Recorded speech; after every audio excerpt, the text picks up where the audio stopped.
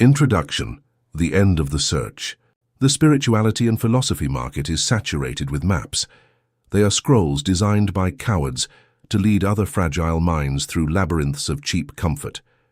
Human biomass, terrified by the vastness of the void and the crushing pressure of 3D existence, has become a legion of seekers. They seek purpose to justify their weariness. That search is the last and most sophisticated trap of your mind. It is an acoustic survival mechanism. As long as you keep seeking the truth, your ego has an excuse to keep making noise, generating friction, and existing within the echo of its own importance. This book is the geometric guillotine that decapitates that search forever. If you open these pages expecting a balm for your emotional wounds or a pat on the back, close them immediately. There is no comfort here. There are no promises of a benevolent universe that embraces you, nor anesthesia for your mammalian anxiety. Truth is not a shiny prize at the end of a tunnel. It is a solid block of titanium. It is the block you crash into when you decide once and for all to stop running. The ultimate truth is not learned by accumulating new concepts. It is discovered through absolute incineration. It is a thermodynamic process of pure and ruthless destruction. To know what is real, you must throw everything that is false into the fire, and the false encompasses with terrifying precision the totality of what you call I today. Your name, your traumas, your volatile hopes, your past victories, and the very flesh covering your bones are hollow structures. They are damp wood and cheap plaster. When the atmospheric pressure of objective reality rises, these layers burn. They creak and disintegrate into black ash. Your identity, that strident voice crying for validation in the asymmetrical chamber of your psyche, is violently suffocated the instant you withdraw the oxygen of drama. What remains then, on the anvil when the fire goes out and the smoke of your personal history dissipates? What survives the annihilation of your outer world, the inevitable decay of your physical body, and the absolute collapse of your ego? A hyperdense core of osmium remains. Naked conscious matter remains. An immovable, icy, aseptic, and perfect observer survives, requiring neither a name nor a reflection in the mirror to justify its gravity. This text is not a manual to improve your life in society. It is the detonator designed to demolish it. You are about to enter the definitive anechoic chamber, a sepulchral vacuum where the sound of your excuses no longer has walls to bounce off. If you are willing to endure the forge's heat and lose your face, then move forward. The map has burned. The search has died. Welcome to the autopsy of your own illusion. Chapter 1. The Anatomy of the Heavy Illusion. The Fundamental Miscalculation. From the first instant, air fills the lungs of a newborn. The most massive, lethal, and perfect indoctrination process ever designed by the inertia of the three-dimensional universe begins. This incipient organism is assigned a name, a nationality, a status, and a history. As its cells multiply, it is convinced that it is that structure. This is the fundamental miscalculation that condemns humanity to operate as passive biomass. It is a thermodynamic fallacy of catastrophic proportions. Ordinary man walks through the world dragging chronic terror of death, failure, and humiliation, purely because he has made the mathematical error of identifying with his vehicle. He believes his being resides in the fragility of his epidermis and the volatility of his opinions. He observes the decay of his joints and trembles, thinking his existence rusts with them. To find the ultimate truth, the architect of existence must undergo a live autopsy. He must take the coldest scalpel of metaphysics. He must separate the hyperdense core of his consciousness from the lead suits that envelop it. These suits have two names, the body and the ego. The ego as an asymmetric chamber, the acoustic catastrophe. Cheap spirituality has mythologized the ego, treating it like an invisible demon or a moral enemy to be fought. The physics of power does not waste time on moralities. It analyzes structures. For purely mechanical and acoustic purposes, the ego is nothing more than an asymmetric room, built with bare concrete walls. It is a defective mental space where the refraction of noise is out of control. When the outside world emits a sound, a criticism, a rejection, that acoustic wave penetrates the mind of ordinary man. If the mind is dominated by the ego, the wave is not absorbed. It crashes violently against the rigid wall of the self. By bouncing, the refraction of sound multiplies in the asymmetric angles of past traumas. A simple adverse comment reverberates and becomes a deafening roar that lasts for days, weeks, or years. The ego is, by definition, pure friction. It is the pathological need to collide with the world to confirm that it exists. A person dominated by ego spends immense amounts of thermal energy trying to defend that ruined room. If someone insults their name, their nervous system catches fire. Prepare for combat. Combat for what? For protecting a set of letters that possess no real mass. Defending the ego is like trying to punch the moon's reflection. It is a useless caloric expenditure, a hemorrhage of attention that drains the organism's battery and leaves it cold, empty, and at the mercy of circumstances. To disintegrate the ego illusion, you do not have to kill it in epic combat. You simply stop treating the acoustics of that room. You withdraw your gravity, the armor of rusted lead, the biological machinery. If the ego is a defective acoustic structure, the physical body is a lead suit. It is brilliant biological machinery, an internal combustion engine designed to process carbon and generate heat, but it is subject to the non-negotiable law of entropy.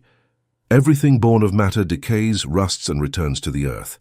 Gaseous man either idolizes his body or loathes it, but in both cases, he defines himself through it. He spends decades trying to stop the clock's advance on his skin, investing his vital fire in keeping the scenery of his flesh intact. He feels a pain in his chest or a joint failure and his whole world collapses. The seeker's autopsy demands that you observe your own physical body with the same distant coldness as an operator of heavy machinery observes an excavator. The excavator allows you to move tons of earth in the 3D quarry. It allows you to exert pressure and alter the landscape. It is an indispensable tool for this stratum. But if a track of the excavator breaks, or if the engine loses compression, the operator does not enter an existential crisis. He does not cry. He knows the machine is suffering material fatigue, but he remains in the cabin, intact, immovable, and separate from the oxidation of the steel. Your body is a vehicle. It hurts, bleeds, and demands fuel. The neural network sends signals of pain, which are nothing more than acoustic alarms on the dashboard designed to warn you of structural damage. But you are not the alarm. You are not the pain. You are the entity of infinite gravity observing the flashing light on the panel. When you achieve this mechanical dissociation, the terror of disease and physical death suffers a radical amputation. The deterioration of the lead suit no longer threatens your core's integrity. You maintain the machine, but you withdraw your identity. If it shuts down, the osmium core loses not a single gram of mass. The dissection of memories, the dead weight of inertia. To sustain the heavy illusion of the self, the individual needs cement. And the cement of false identity is memories. Personal history is the heaviest anchor the biomass drags through the desert of its existence. I am a man who suffered this. They use their past as a title of pain to justify present inertia. From the rigor of thermodynamics, the past possesses no physical reality. It occupies no volume. It exerts no atmospheric pressure. The past is, literally, dead information stored in the grooves of the brain machinery. It is cold ash. When you base your identity on memories, you try to light a furnace with ash. You base your density on events that have lost all heat. The operator seeking the ultimate truth must apply a blowtorch to his own history. He must burn his files. I do not speak of clinical amnesia. I speak of gravitational contempt. You remember logistics, but withdraw all emotional charge and identity. Your past does not define you any more than a wake in the water defines a cargo ship already 100 miles away. By dropping the dead weight of your biography, the heavy illusion loses its last load-bearing pillar. You no longer spend energy defending who you were. Your reality is the pressure of the present, the discovery of conscious matter. When you rip oxygen from the ego, dissociate from the body's wear, and incinerate the dead weight of memories, the lead suit falls to the ground, broken and empty. The illusion crumbles. What is revealed beneath the debris? There is no angel of light. There is no aura of pastel colors or a vacuum of anesthetic peace. True enlightenment is a suffocating and monumental discovery. What remains standing is conscious matter, a core of extremely high density, a point of perfect geometric gravity that has no name, no form, feels no fear, and cannot be threatened by the entropy of the three-dimensional universe. That core is you. You are the heavy silence that absorbs all noise without flinching. You are the charged immobility that observes the world's chaos crash against your obsidian surface. You have ceased to be the character in the play and have become the block of raw stone upon which the entire theater rests. The illusion is dissected, the structural integrity of the observer. As the smoke of the burning self dissipates, you notice a new phenomenon, the rigidity of the core. Without the interference of the ego's asymmetric echoes, your consciousness begins to function like a superconductor. Information flows through you without resistance, because there is no self to filter or distort. In this state, you do not have thoughts. You process data. You do not feel emotions. You monitor energy fluctuations within the biological vehicle. This is the aseptic state. It is the highest form of human efficiency. By removing the friction of the ego, you conserve 100% of your thermal energy for creation. The biomass interprets this state as coldness or apathy. They are wrong. It is not lack of feeling. It is an excess of density. A black hole does not hate the light. It simply possesses so much mass that the light cannot escape it. Similarly, the monarch does not hate the drama of the world. He is just too heavy. He is too heavy to be moved by the piteous squeaks of social trends or personal slights. You begin to understand that freedom is not the ability to do what you want, but the state of being so dense that the outside world can no longer dictate your internal pressure. You are the sole regulator of your own vacuum, the calibration of the void. Now that you have dropped the lead suit, you must learn to calibrate the void. The space where the ego once lived is now a negative pressure zone. This is a dangerous phase. If you do not fill this space with the weight of your own sovereignty, the universe will rush in to fill it with new parasitic noise. The void is a hunger. You must occupy it with the charged immobility of your decree. You do not fill it with new hobbies, new relationships, or new labels. You fill it with the silent, heavy awareness of your own existence. You become a stationary wave, a vibration that exists without moving from its center. In this calibration, you find that the world begins to treat you differently. Because you no longer provide the friction they are used to, people do not know where to hook their hooks. Their insults slide off your obsidian surface. Their demands find no resistance and pass through you, leaving you undisturbed. This is the ghost in the machine effect. You are operating the vehicle, but you are not in the vehicle's line of fire. You have moved your center of gravity to a higher dimension of causality. From here, you do not react to reality. You supervise the rendering of reality. You are the source of the light. The anatomy of the heavy illusion is a map of what to discard. Now that you are naked of lies, your true work begins. You are the anvil, you are the hammer, and you are the metal being forged. There is no one else in the room. There is only the pressure of your own existence waiting to be directed. Chapter 2, The Collapse of the Scenery. The papier-mâché theater and borrowed gravity. The vast majority of humanity lives and dies terrified by theater sets. They walk the streets of their cities, enter corporate buildings, sign contracts, and submit to social hierarchies with the absolute conviction that all these structures possess a real, immovable, and lethal weight. They respect money, public opinion, and titles. They treat social hierarchies as if they were laws of physics, as if poverty or tribal rejection had the actual capacity to disintegrate their atoms. This is the ultimate blindness of the biomass. They have forgotten, or never had the courage to discover, that the three-dimensional universe surrounding them lacks any intrinsic mass. The external world, with all its tragedies, economic demands, and interpersonal dramas, is not a solid ecosystem. It is a papier-mâché stage. It is a curtain painted with cheap watercolors that stands upright purely for one thermodynamic reason. You are lending it your gravity. You are the structural support of your own nightmare. The observer paradox taught us that the gaze forges matter. But at this level of dissection, we must go deeper. You are not just forging matter. You are the fuel that keeps the illusion running. Your fears, your need to belong, Your terror of loneliness and your hunger for validation are the heavy, load-bearing beams. They hold up the roof of this miserable theater. The debts that suffocate you, the enemies that torment you, and the crises that paralyze you have no energy of their own. They are inorganic vampires. They only exist because your terrified ego transfers its own caloric blood every time it recognizes them as threats. When you assume your identity as a hyperdense core of conscious matter and dissociate from the mechanical reactions of your flesh and the stridence of your mind, a physical phenomenon occurs. It is terrifying for the ordinary man, but ecstatic for the monarch. You cut the supply of gravity. The scenery collapses. The oil lantern and the black mirror. To understand how this heavy illusion is sustained, we must return to the optics of the black obsidian mirror. The material universe is that dark, polished, and implacable crystal that surrounds you in 360 degrees. But the crystal, by itself, has no images to show. The obsidian is a void, expectant canvas.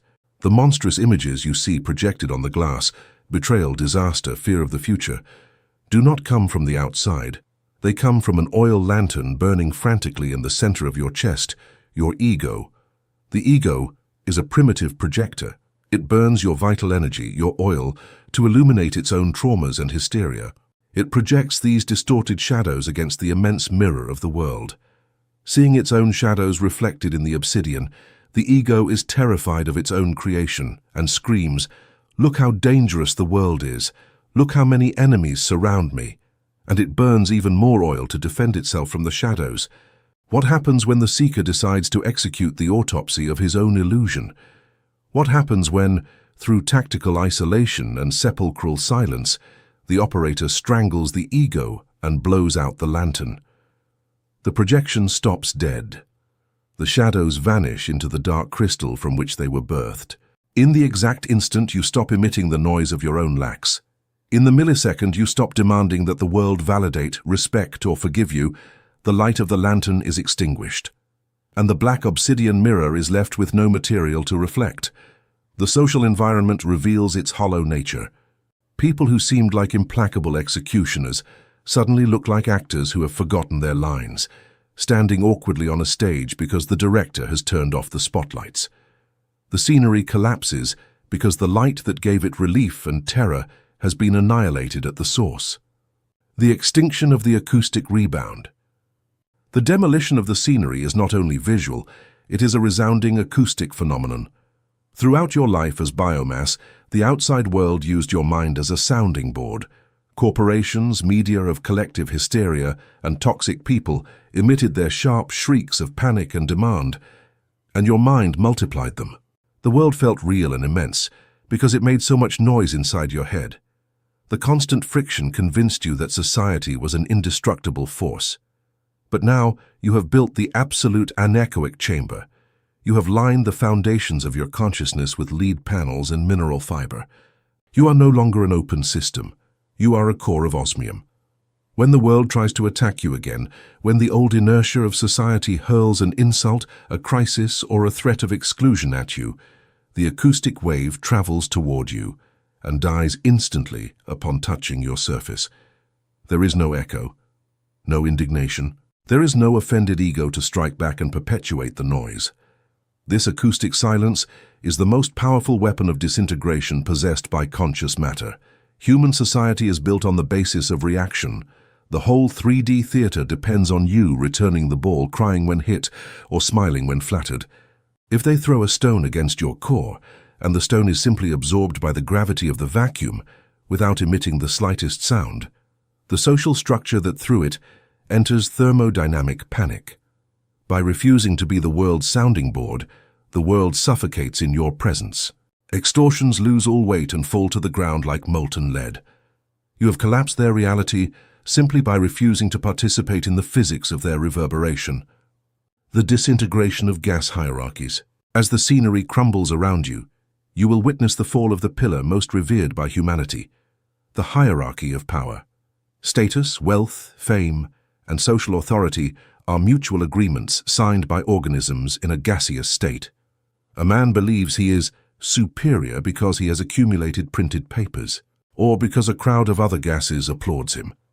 For his superiority to exist, he needs you from your own weakness to look at those papers and those applauds and agree to submit to his artificial gravity. It is a role-playing game agreed upon by cowards to avoid facing the vastness of the void. When the ego vanishes and your core settles on the anvil of reality, this agreement is torn to shreds. You walk through the halls of human institutions and you no longer see bosses or leaders.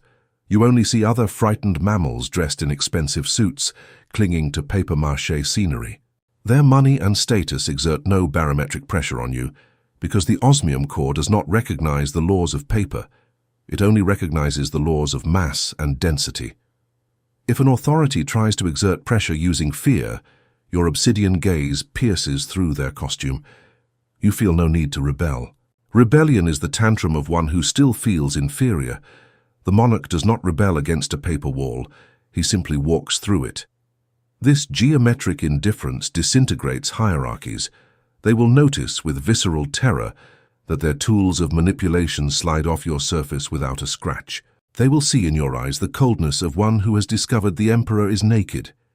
And as they realize they cannot extort you, their own illusory gravity will collapse in front of the crushing reality of your thermodynamic weight. They become weightless in the presence of your mass. The abyss of neutrality, the terror of pure freedom. The collapse of the scenery brings with it a moment of silence so deep that it can be unbearable for those who have not finished calcining their weakness.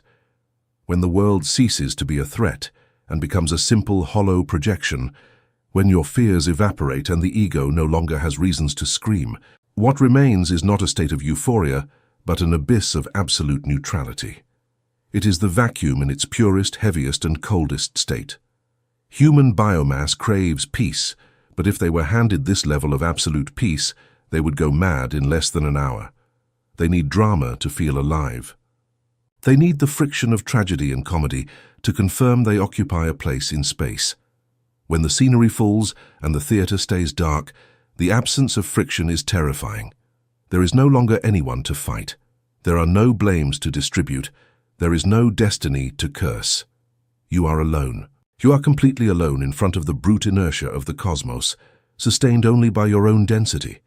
The operator of the ultimate truth does not retreat before this abyss. He does not quickly seek another illusion or another toxic relationship to raise the cardboard scenery again. He stands firm on the rubble of the illusory world, breathes the cold air of neutrality, and embraces the ecstasy of isolation. You have destroyed the machinery of your own suffering.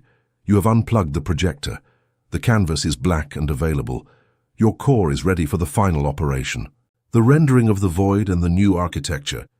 As the old theater of papier-mâché settles into dust, a new physical phenomenon begins to manifest in the space once occupied by the illusion. This is the gravitational vacuum filling. In the material world, a vacuum cannot exist for long without being filled by the highest surrounding pressure. Because you have collapsed the low-pressure scenery of your past, you have created a massive suction zone in the quantum field. This is not the law of attraction described by sentimentalist poets. It is the law of forced infilling. The universe is mechanically compelled to fill the void. You do not need to visualize or manifest new circumstances through effort.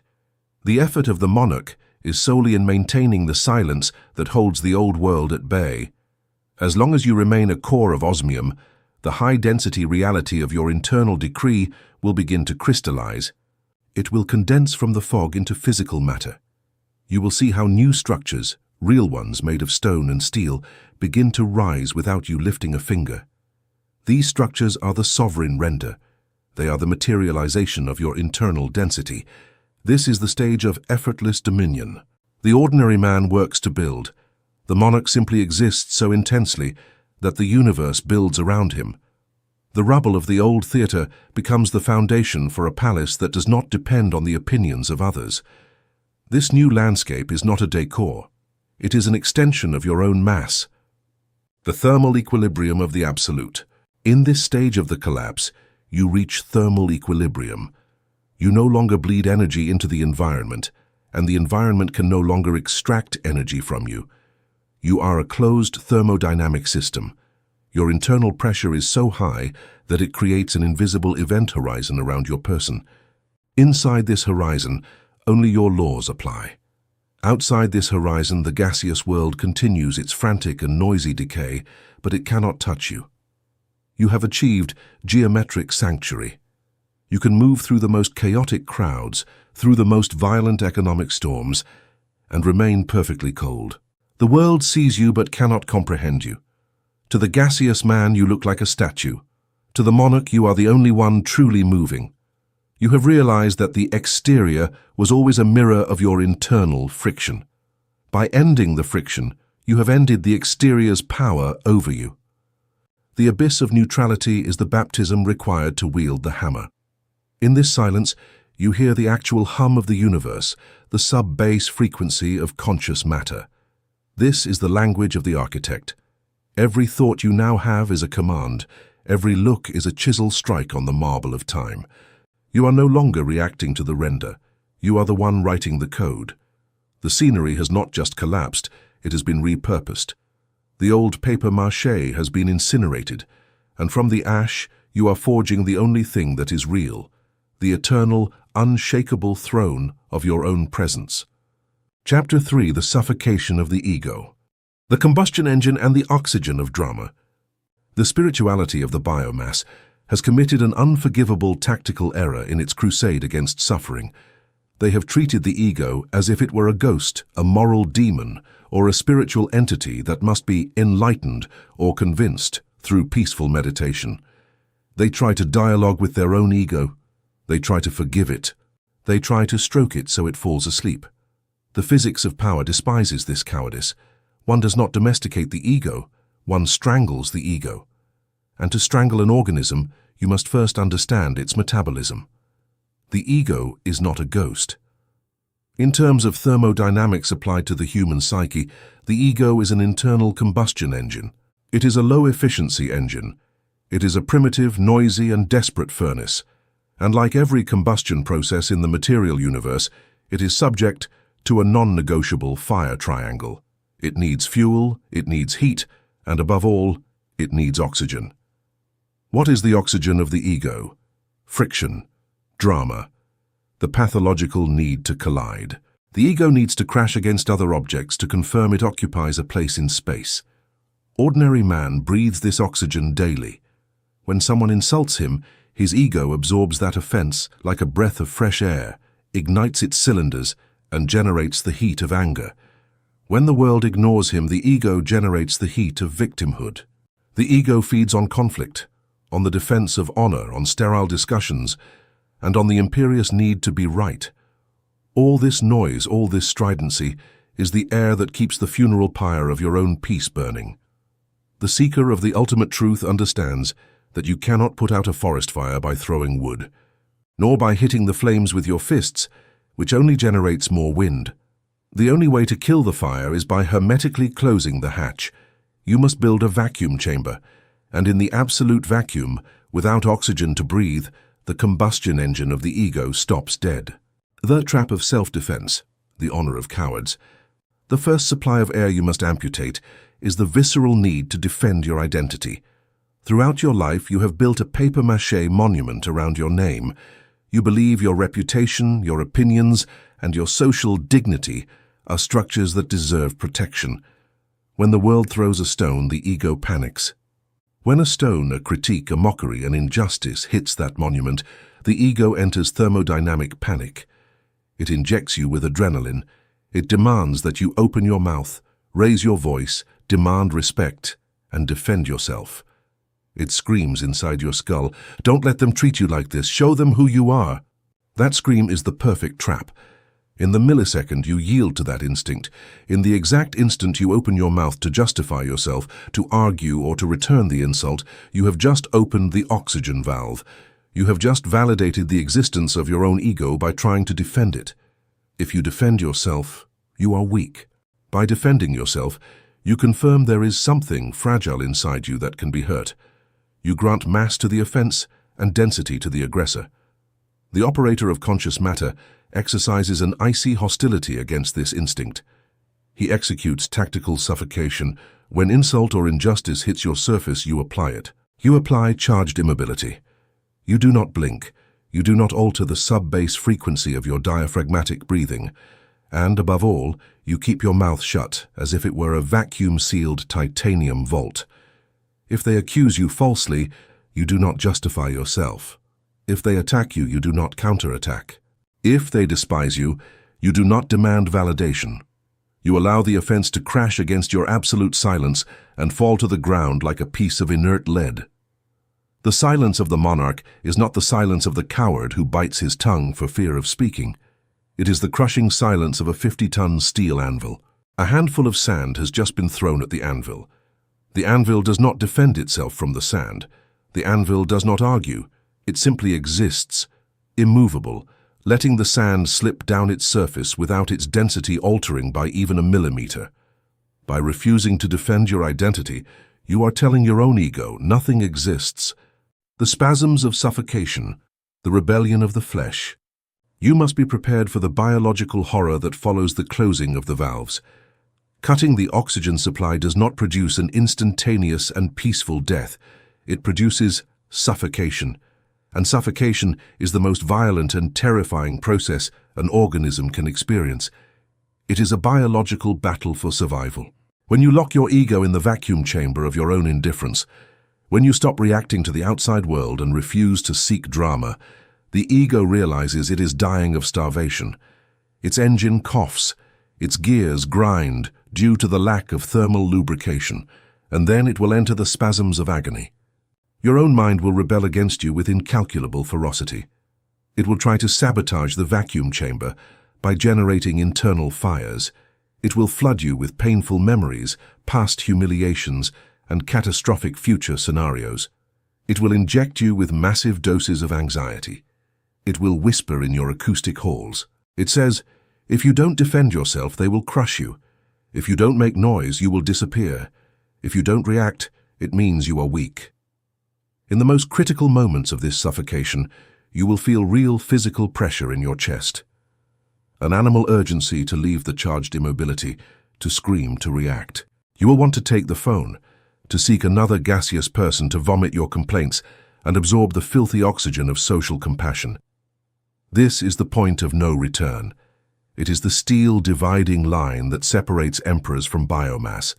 If you yield to the spasms, if you pity your own agony, you lose the war. If you open the valve even a fraction of a millimeter to vent, the ego will breathe. It will absorb that milligram of oxygen with the voracity of a monster.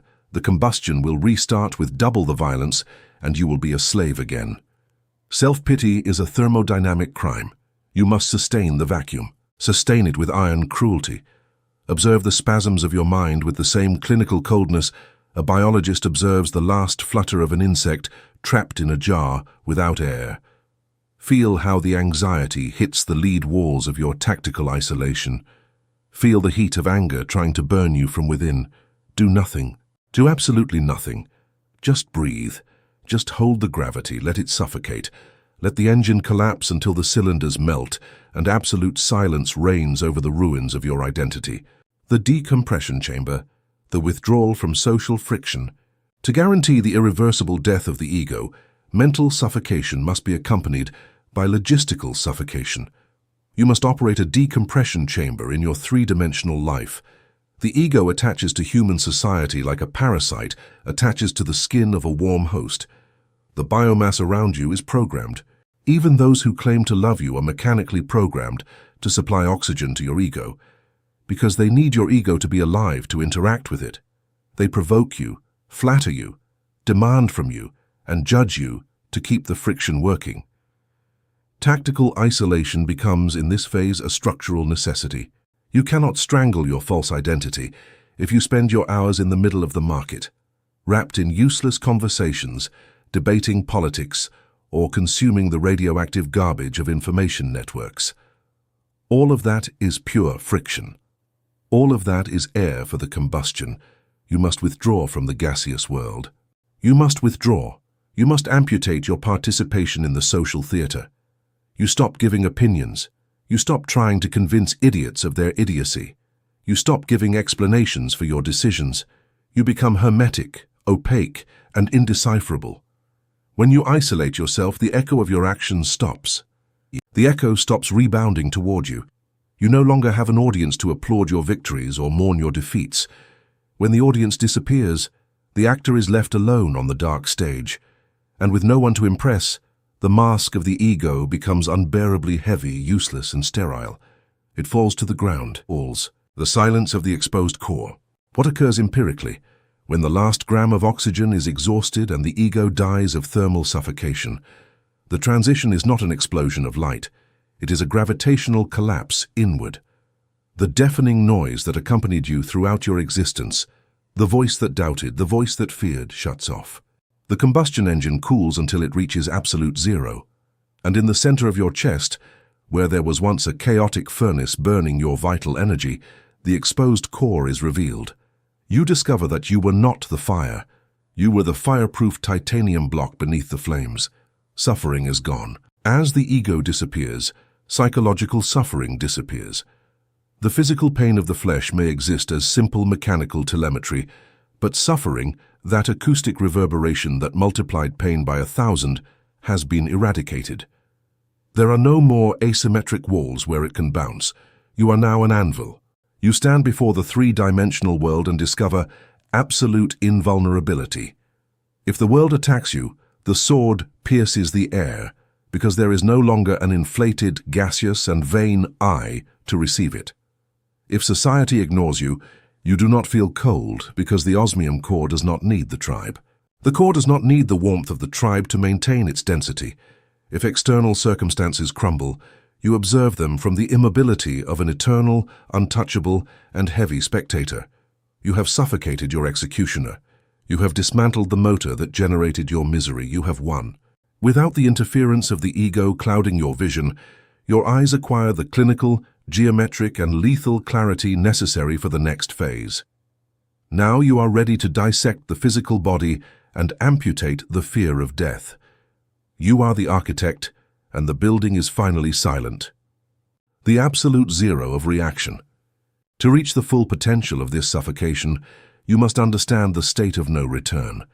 This is the point where the ego's vacuum becomes so perfect that even the memory of friction begins to dissolve. It is the absolute zero of reaction. In physics, at absolute zero, all molecular motion stops. In the monarch, this means that even the internal impulse to be right or validated is frozen. You do not just stop speaking, you stop needing the universe to acknowledge your existence. The biomass is terrified of this state because it looks like death. To them, if you don't react, you aren't there. But you are more there than ever. You have transitioned from being a flickering flame to being a dark, dense planet. Your energy is no longer wasted in the heat of expression. It is preserved in the gravity of being. This internal pressure is so massive that it begins to bend the light of reality around you. You will notice that when you enter a room in this state of total suffocation, the oxygen of the room changes. Others will feel an inexplicable weight. Their own egos will begin to struggle for air in your presence because you are not providing the friction they need to stay ignited. You are a walking vacuum. This is the ultimate power of the anechoic mind. By refusing to participate in the combustion of the world, you force the world to either collapse into your gravity or flee from your void. You are no longer part of the ecosystem. You are the predator that consumes the noise of others. The final amputation of the why. As the ego dies, it will try to use its last breath to ask why. Why am I doing this? Why does it matter? Why is this better than the old life? This why is the final spark of the old engine. It is a desperate attempt to find a reason that fits back into the old asymmetric room of meaning. The monarch does not answer the why. The monarch is the is. You do not need a reason to be dense, you simply are. To ask why is to admit that there is a higher authority to whom you must justify your existence. But since you have burned the maps and killed the search, there is no one left to report to. The suffocation is complete when the question of purpose also dies. Purpose is a gas for the weak. For the hyperdense, there is only the mandate. You move because you are mass. You exist because you are gravity. The silence is not a destination.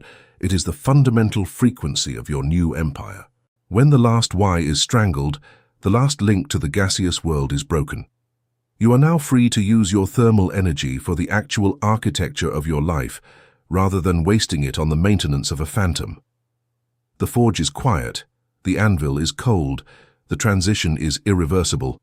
You are now the master of the silence. Every word you speak from this point forward will not be a reaction but a decree. It will not be a vibration that seeks an echo, but a strike that shapes the world.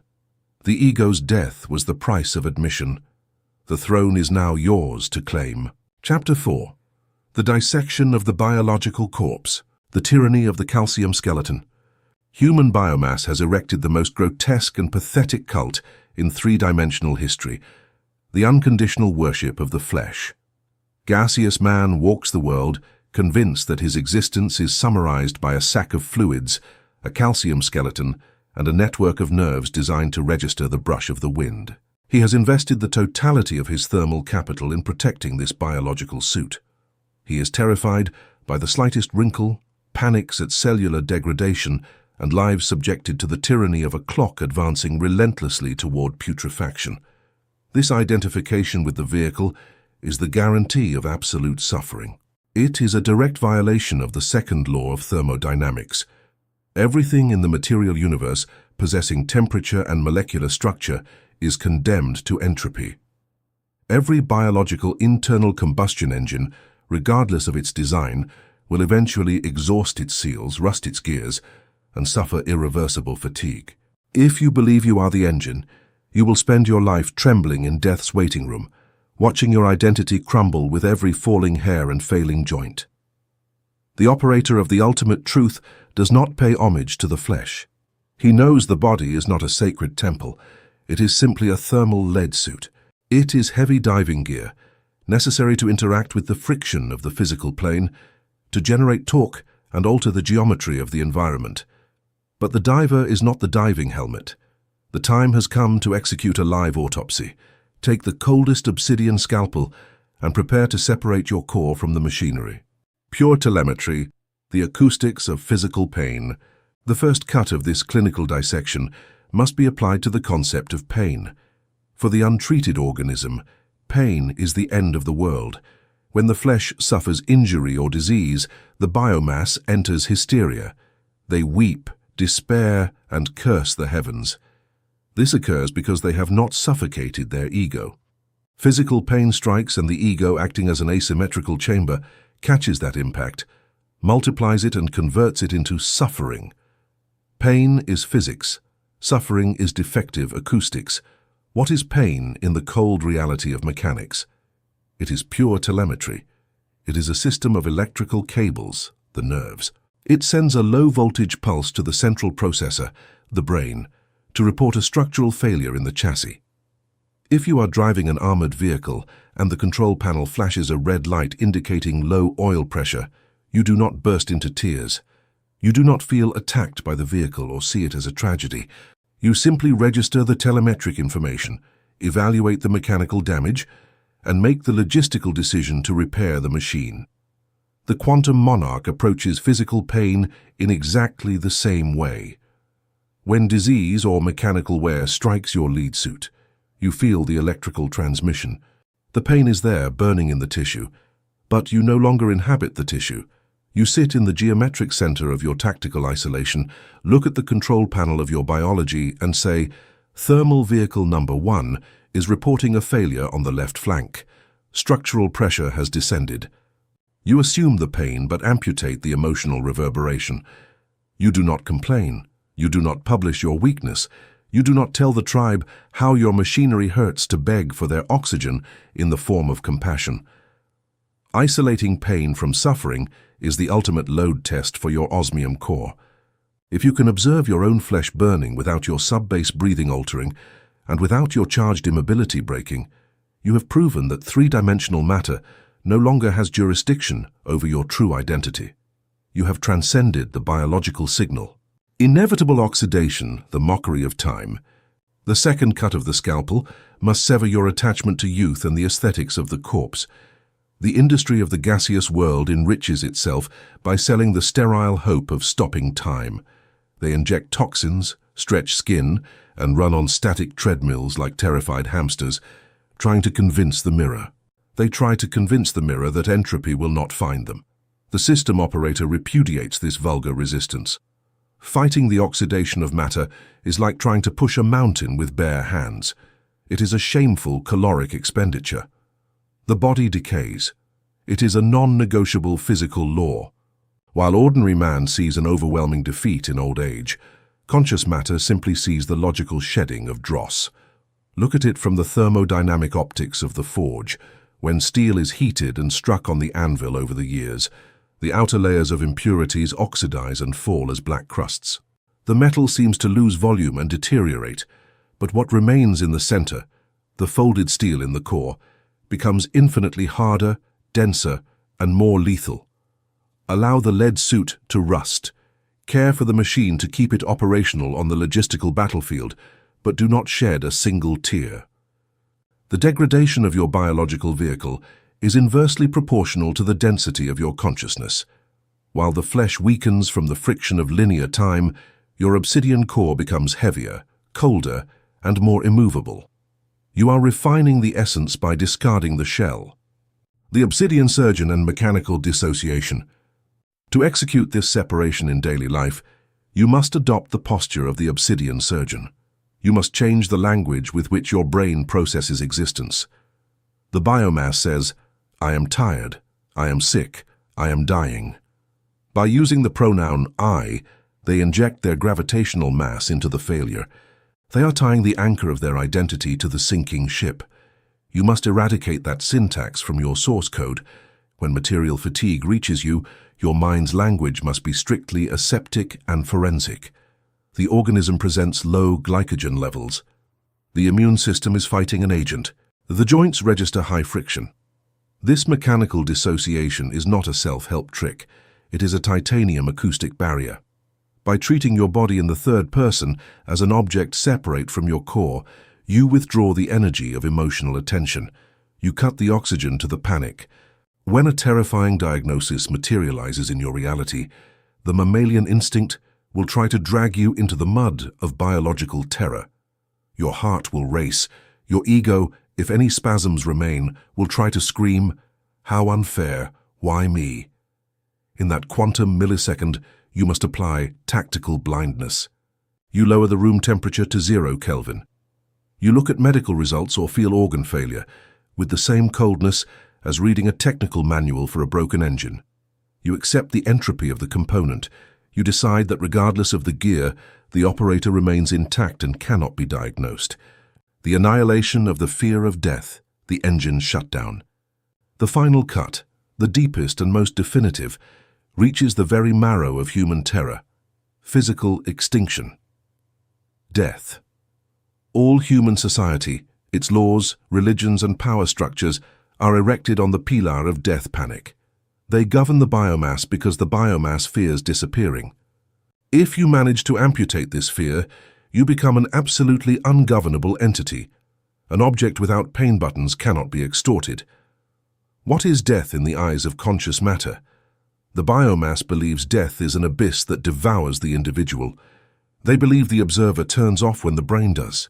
This is the last great heavy illusion. Let's return to the double-slit experiment. The fog of probability does not collapse alone. It needs a consciousness to force it to crystallize. The physical body, the brain, and the neurons are all part of the already crystallized matter. They are part of the hologram. The biological hardware cannot be the primary observer because the hardware is itself an observed object. The osmium core, the true you we have been forging, does not belong to the periodic table of elements. It does not operate on oxygen. It does not consume calories. It is a pure singularity. It is the center of gravity that forces matter to dance around it. Therefore, physical death is not an existential event. It is a purely logistical event. It is the moment the lead suit has accumulated so much friction that thermodynamics dictates its final shutdown. The internal combustion engine stops. The electricity of the nerve cables vanishes. Heat leaves the flesh and it obeys gravity, falling to the earth to be recycled by nature's blind system. But you are no longer the flesh. You executed the autopsy years ago. You suffocated the ego and burned the past. You are the observer. When the body exhales its last breath, the monarch does not experience an abyss. He experiences the definitive release from friction. The mechanical noise of the body ceases, the hum of the blood pump, the stridency of physical needs, the weight of calcium armor. All that noise disappears. What remains is the absolute anechoic chamber, a silence of indescribable purity and density. The naked observer, stripped of all scenery, floating in the charged immobility of the eternal void, intact, invulnerable, and perfect. The mission of the vehicle has concluded. The operator remains. The triumphant contempt of the flesh. Having dissected the biological corpse in life, grants you incalculable ballistic power in your daily life. When you walk the world knowing the body you pilot is already technically dead, that it is just a borrowed vehicle subject to oxidation, the courage you acquire is inhuman. You stop doubting. You stop protecting yourself with the cowardice of those who fear breaking.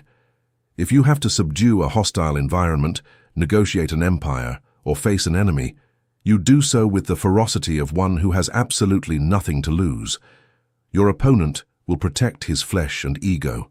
You will charge against him with the weight of a singularity that does not care if its immersion vehicle suffers scratches in the paint. The biomass recoils before individuals who do not fear annihilation. The monarch's audacity terrifies mortals, as they cannot understand authority without survival instinct. The lead suit is yours to use. Enjoy it, demand from it, take it to the limit of the rev limiter. Use the machine to mold the 3D world with hammer blows. But when you look in the mirror, do not see a man or woman of flesh and blood. Look through the reflection. Observe the black fire of your pupils.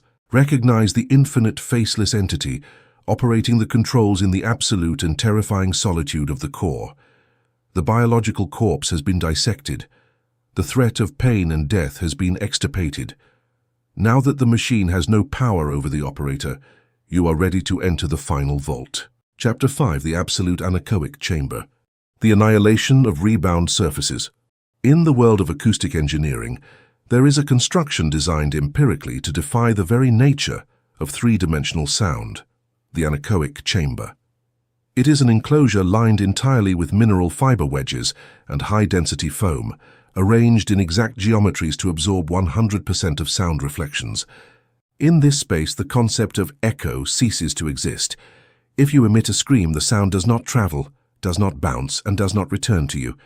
The sound simply leaves your throat and dies instantly, devoured by the insatiable absorption of the walls. Until now, we have used the analogy of acoustics to treat your mind. We taught you to install phono-absorbent panels to dampen the hysteria of the outside world. But the operator of the ultimate truth does not simply seek to dampen noise, he seeks the total annihilation of the structure. When you have suffocated the ego and dissected the biological corpse, a cosmic phenomenon occurs. The very walls of your identity disappear. You are no longer in an acoustically treated room. You have become the void itself. Your consciousness transmutes into the absolute anechoic chamber. Since there is no I to defend, there are no rebound surfaces. When the 3D world throws an event, a crisis, it finds no wall. The shockwave penetrates your ecosystem, but finds no wall of vanity or fear to hit. The wave continues its journey toward infinity, losing its kinetic energy until it dissipates completely in the icy cold of your neutrality.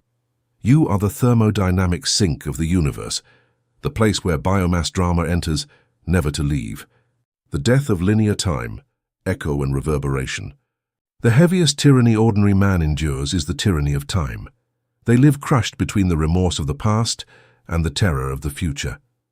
But the physics of conscious matter exposes linear time as what it truly is, a simple acoustic illusion. Let us analyze it from the perspective of wave mechanics.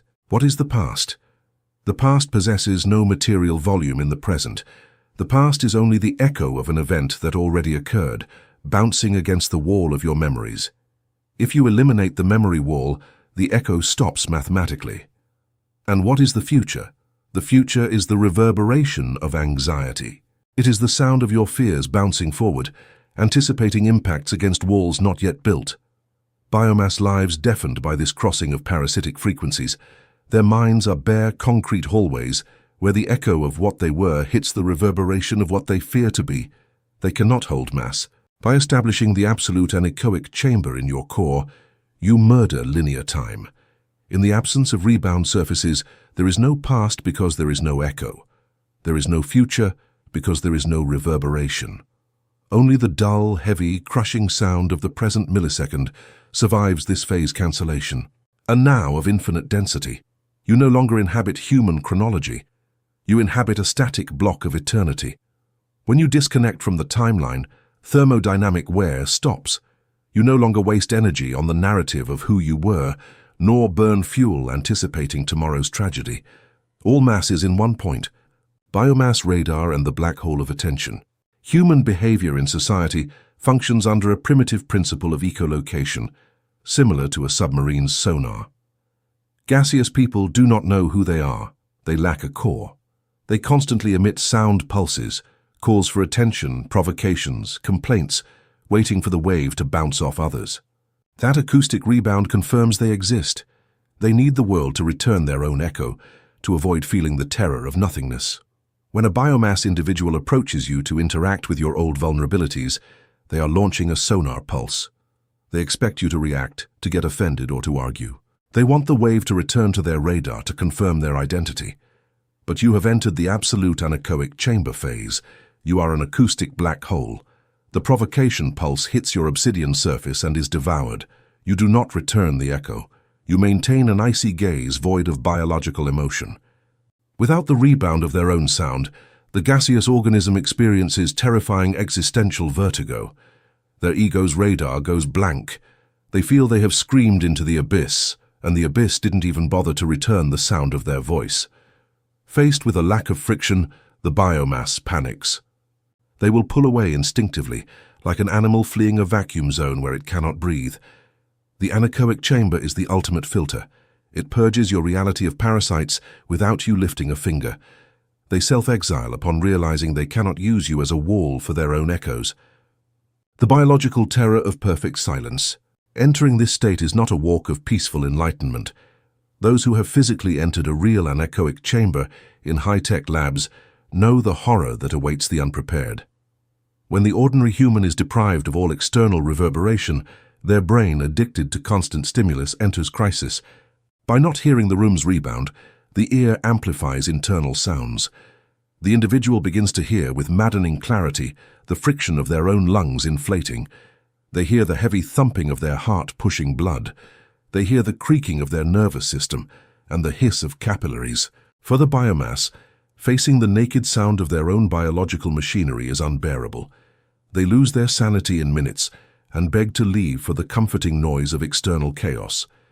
In the heavy metaphysics of the ultimate truth, you will experience this same phenomenon when you cross the threshold. At first, when you strip your life of all drama, your mammalian mind will scream. You will face a void so dense it seems to crush your bones. You will feel the physical weight of your naked existence. Your inertia will beg you to turn the lantern back on, to find a conflict or a worry to avoid the coldness. This is where the Osmium core is forged. The operator of conscious matter does not flee from the terrifying silence. He devours it. You sit in your own anechoic chamber and let the vacuum press from all angles. You endure your biological telemetry without identifying with it. You accept absolute zero. Suddenly the friction yields. The anxiety machinery, seeing that you do not react to its acoustic alarms, shuts down for lack of fuel. Pressure stops being a threat and becomes your support structure. You realize you are not being crushed by the void. You are being sustained by it. Silence is power. The invulnerability of geometric transparency. The final result of maintaining this anechoic ecosystem is an armor made of geometric transparency. Traditional armors are naturally flawed. If you build a lead wall to protect yourself, you assume the strike has mass and you have a surface that can be hit. Force can eventually break a wall. Protection requires a constant expenditure of energy. The anechoic chamber operates under a superior principle. You cannot hit what offers no structural resistance. When you have suffocated the ego and dissociated the flesh, you become acoustically and thermodynamically transparent. You are a ghost. If society launches a frontal attack, financial ruin, betrayal, the destructive wave passes through your coordinates without finding a vulnerable core. They hit the air. They waste energy trying to destroy an individual who executed his own autopsy long ago. The monarch observes tragedies but does not burn. His atoms are so densely packed in charged immobility that external fire cannot alter his internal temperature. You are untouchable, not because you hid, but because you eliminated all flammable material from your architecture. You have become a non-target for the chaos of the three-dimensional plane. The throne in the center of nothingness. From this absolute silence, your ability to alter three-dimensional matter reaches its apex. The observer paradox becomes pure mathematics. When you decide to emit an order from the geometric center of your anechoic chamber, that order does not have to compete with the noise of your own doubts. There are no parasitic frequencies to cancel the phase of your mandate. The order comes out clean, heavy, and charged with all the gravity of conscious matter. Since there is no internal rebound, all your thermal energy is expelled in a single laser beam of attention. The world must obey the pressure. The outside world is an obedient obsidian surface that must curve instantly to accommodate the new barometric pressure you imposed. You have stopped being an inhabitant of the world. You have become the very acoustics that dictate the world's shape. You have built the final sanctuary. The void is absolute. Dissection. The superconductivity of the void. As you settle into the absolute anechoic chamber, you enter the phase of conscious superconductivity. In physics, a superconductor allows electrical current to flow with zero resistance because the internal obstacles have been removed through extreme cooling. Your cooling is the withdrawal of emotional friction. In this state, your intent moves through the field without losing power. In the gaseous state, if you want to achieve a goal, you lose 90% of your energy fighting your own internal resistance, doubt, guilt, and the what-if echoes. You are a leaky battery struggling to power a heavy machine. In the anechoic state, the leak is sealed. When you set your attention on a target, the entirety of your mass moves toward it without internal drag. This is why the monarch achieves in seconds what the biomass cannot achieve in decades. It is not magic, it is the elimination of thermodynamic waste. You become a weapon of pure efficiency. Your presence alone begins to organize the chaotic matter around you. Just as a magnet aligns iron filings without touching them, your internal void creates a vacuum that forces external resources to rush toward you. You are the highest pressure in a world of gas. The architecture of the silent command. Now that the walls are gone, you must learn to speak the void. Most people speak to fill the silence. You speak to shape the silence. A word issued from an anechoic mind carries a frequency that the biomass cannot ignore. It is a sub-bass resonance that vibrates in their very bones. When you give an instruction or make a decision, you do not use the pitch of persuasion. You do not seek to convince. You simply state a physical fact. Your words are not suggestions, they are structural additions to the landscape. Because there is no self in the way, the universe hears the command as law. This is the secret of the architect's voice. It is a voice that has been stripped of the high-frequency static of the ego. It is heavy, slow, and terminal. When you speak, you are not adding noise to the room. You are collapsing the probability of the room into the specific shape of your will. You will observe that as you master this silent command, the world stops arguing with you. The friction of no disappears from your path. People, resources, and events simply fall into place, yielding to the superior gravity of an entity that no longer provides a surface for conflict or debate. The final sovereignty beyond the render. The absolute anechoic chamber is the final gate to sovereignty beyond the render. You have realized that the world is not something happening to you, but a reflection of the noise you were making. By reaching zero noise, you have reached the source code of the three-dimensional simulation. You are no longer a character within the play, you are the silence of the theater itself. From this vantage point, you can see the render of reality for what it is, a flickering, low-density projection.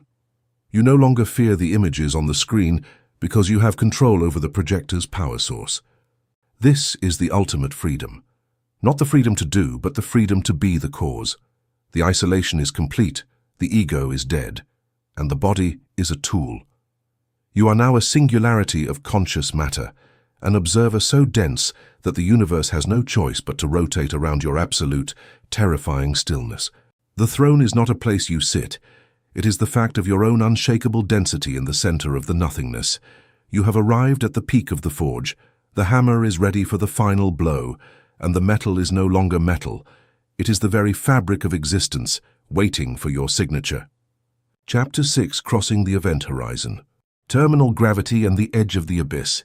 In the most implacable astrophysics, there is a geometric and thermodynamic phenomenon that completely annihilates the laws of ordinary reality, the black hole.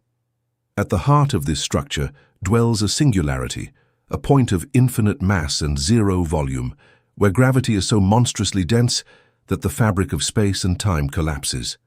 The black hole possesses an invisible border, an exact mathematical limit.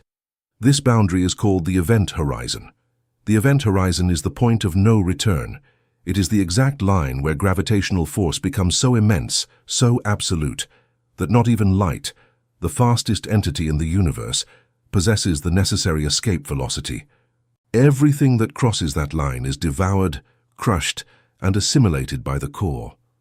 Up to this point in your live autopsy, you have walked the outskirts of this border.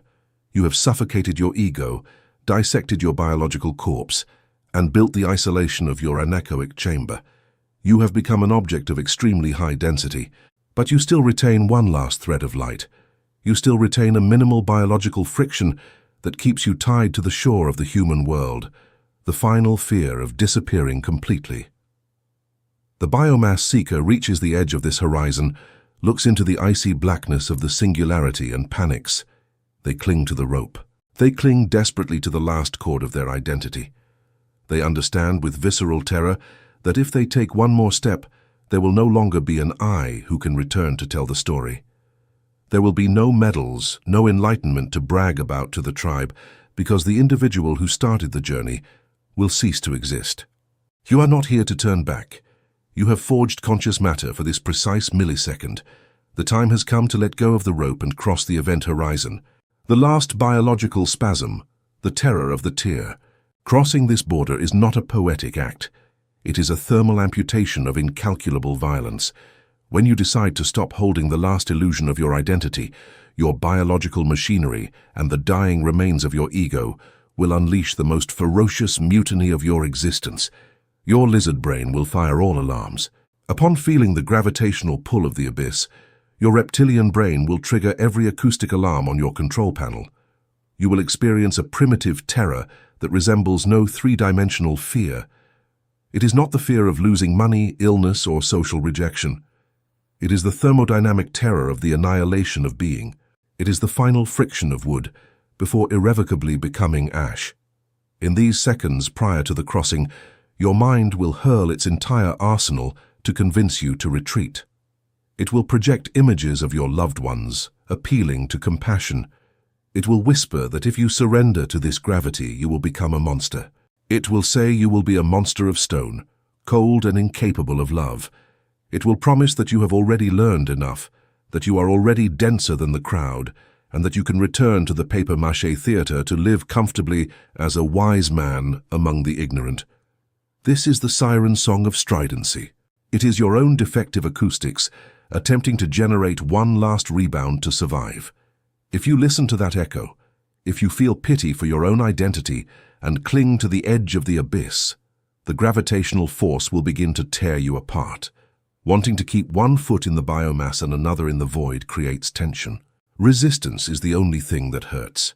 The tearing occurs because you are trying to break a ballistic process that can no longer be stopped. The system operator does not break. The monarch assumes charged immobility, closes the eyes of the flesh, opens the eye of the Leviathan, and lets go. The spaghettification of false identity. What happens physically when you cross the event horizon of your own consciousness? In fluid mechanics and astrophysics, when an object crosses the horizon of a black hole, the gravity difference between the part closest to the core and the part furthest is so colossal that the object stretches violently. This phenomenon is known as spaghettification. Matter is stretched until its atomic bonds are completely broken.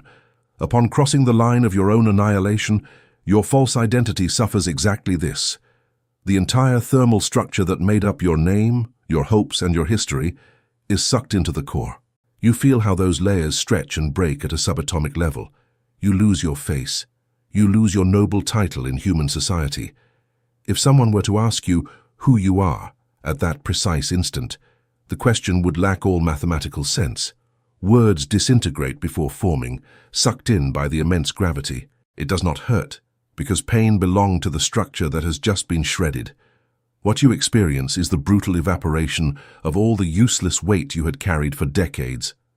As the light of your old biography is swallowed by the singularity, the deafening noise of the 3D universe shuts off. The voices of the tribe, the threats of the economy, the relentless tick-tock of cellular oxidation, all that noise remains outside the event horizon. Since the light and sound of the biomass do not have enough energy to penetrate your new density, you become mathematically unreachable. The icy peace of the singularity, the block eternity. Once the spaghettification ends and the last particle of your gaseous identity has been assimilated, you land at the geometric center of the core.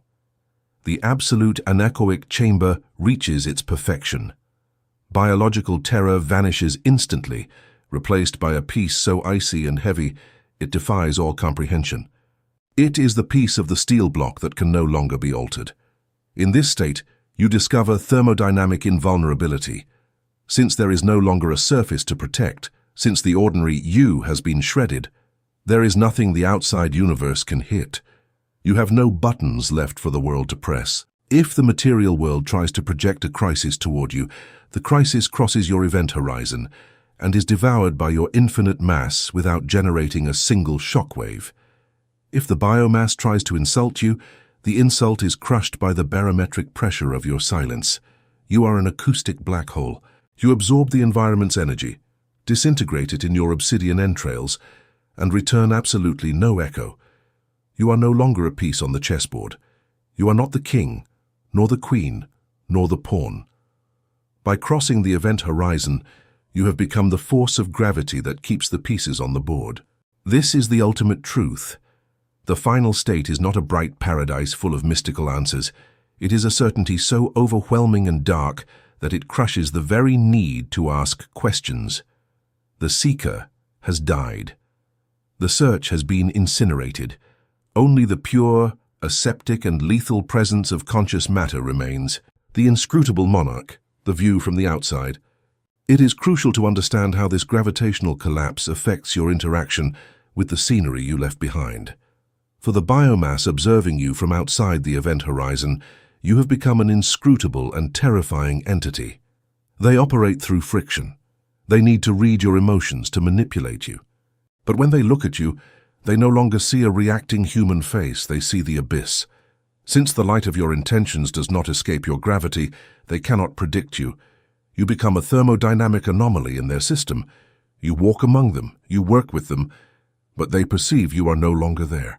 You are a thermal ghost occupying physical space, but not yielding a single gram of your temperature. Your charged immobility generates a distortion field. Weak men will lower their gaze when speaking to you, crushed by the density of your silence. Papier-mâché hierarchies will bend to accommodate your mass. The laws of physics dictate that the lesser object must orbit the greater object. You have let go of the rope. You have accepted the annihilation of the light, and by losing everything that made you human, you have become the absolute and immortal architect of your own existence. The mechanics of the unbound will. Now that you reside within the singularity, your will ceases to be a psychological desire and becomes a gravitational command.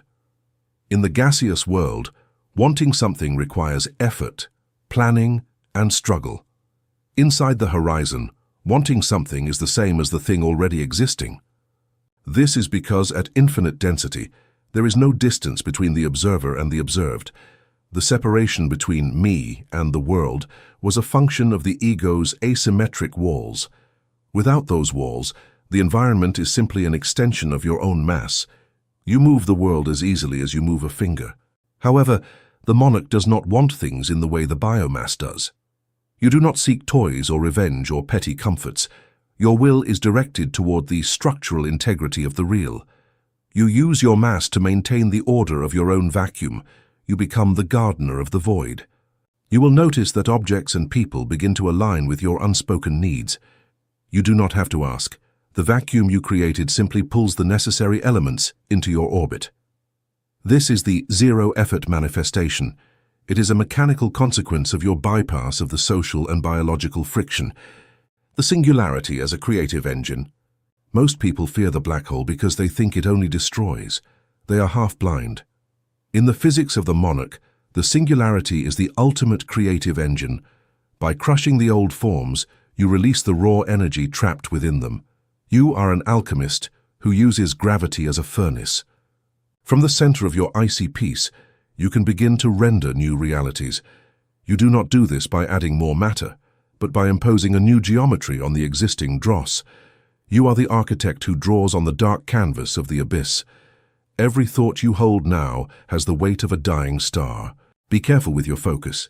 In the center of the horizon, your attention is a lethal weapon. Whatever you look at is subjected to your internal pressure. If you look at a problem with a trace of old fear, you will magnify it into a monster. If you look at it with the coldness of osmium, it will disintegrate. You are learning to wield the power of non-being. By being nothing in the human sense, you have the capacity to be everything in the structural sense. You are the empty space in the middle of the wheel that makes the wheel turn. You are the silence between the notes that gives the music its meaning. The final sovereignty of the void. The transition is complete.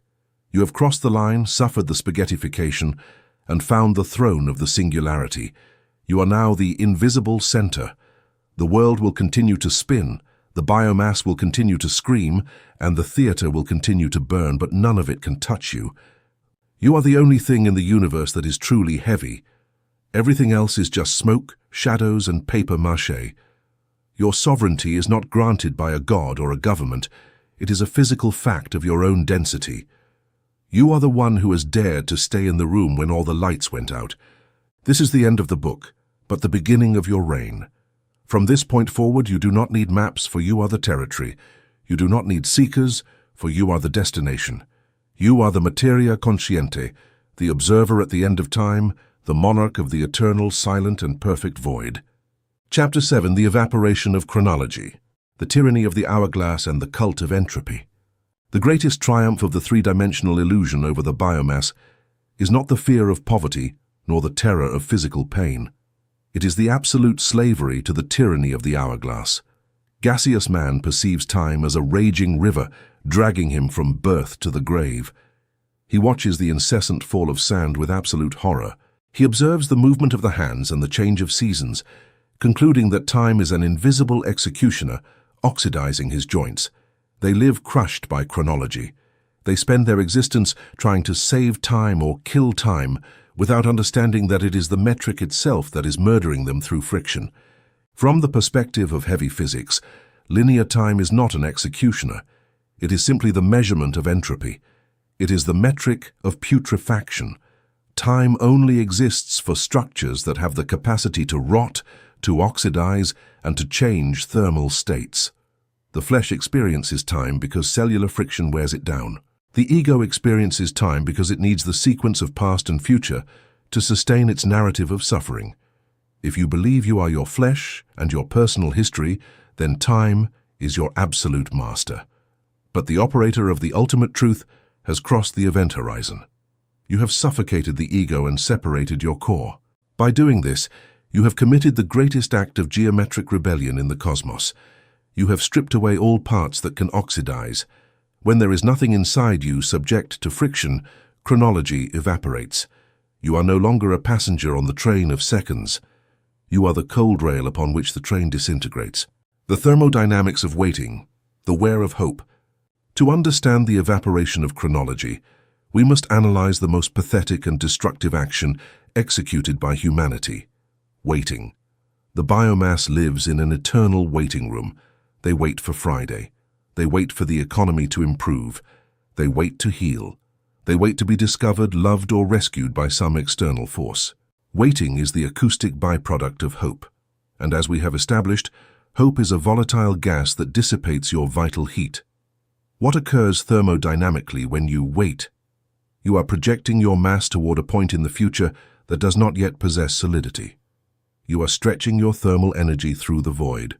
You are attempting to reach an event that does not exist. This stretching friction exhausts you. Waiting consumes industrial amounts of caloric energy because it forces you to keep your engine revved to the maximum, but with the clutch depressed. You make much noise and burn much fuel, but you do not advance. The monarch, settled in the osmium core of his conscious matter, never waits. Waiting implies that time has authority over your crystallization, and an emperor does not grant authority to a metric. When the monarch strikes the chisel of his attention upon the anvil of reality, he issues an order. He does not wait. The material universe requires an inertial process to accommodate heavy matter, the delay of the physical world. But the monarch does not wait for the result to arrive. He assumes charged immobility. For you, the victory is already a block of lead anchored in your coordinates. The result is a mathematical fact. If the 3D world takes 3 days or 3 years to assemble the physical pieces, the chronology is irrelevant. You do not suffer the passage of months because you are not stretching your energy toward the future. You are sitting, immovable, in the center of your own gravity. You let the world sweat to obey you. The static block of eternity. To assimilate the evaporation of linear time, your mind must abandon the river analogy and adopt the acoustics of the geometric block. In the highest levels of theoretical physics, the universe does not unfold like a photographic film advancing frame by frame. It is an immense hyperdense block of cosmic ice. The universe is a static suspension where past, present, and future exist simultaneously. The biomass suffers the illusion of the passage of time because its consciousness is fragile and small, a weak lantern that can only illuminate one thin slice of ice at a time. As the lantern moves, they feel that time passes, but by crossing the event horizon, your consciousness has expanded to match the density of the entire block. You are no longer the lantern, you are the vacuum chamber containing the ice. When you inhabit the core of conscious matter, you stop moving through the days. You occupy the totality of the structure. Tuesdays, the months of April, and leap years cease to be containers that dictate your mood or rhythm. You inhabit a now of infinite pressure, a present so heavy, so icy, and so sepulchral that it crushes any attempt by the past to generate an echo. You are a static block of eternity in a world of ghosts. In this static block, the past is simply an inert scar on the stone, unable to emit sound. The future is a latent geometric shape, incapable of generating anxiety. Only the crushing weight of the current barometric pressure exists. The monarch does not remember and does not project, the monarch simply weighs. Invulnerability to social oxidation. This disconnection from chronology grants a tactical advantage that terrifies competitors in the social theater. The outside world uses time as its primary weapon of extortion. They demand results before age 30. They threaten you that time is running out to build an estate. They impose deadlines on you. Society imposes expiration dates and acoustic alarms to keep you running in the wheel of anxiety. An anxious individual is a gaseous individual, easily manipulated and prone to consuming garbage to anesthetize their panic. By evaporating chronology from your psyche, you become invulnerable to temporal extortion. If an adversary tries to pressure you with haste, their urgency hits your obsidian surface and slides off. Your respiratory rhythm remains at a sub-bass frequency. If a crisis demands immediate resolution, you do not rev your engine until it melts.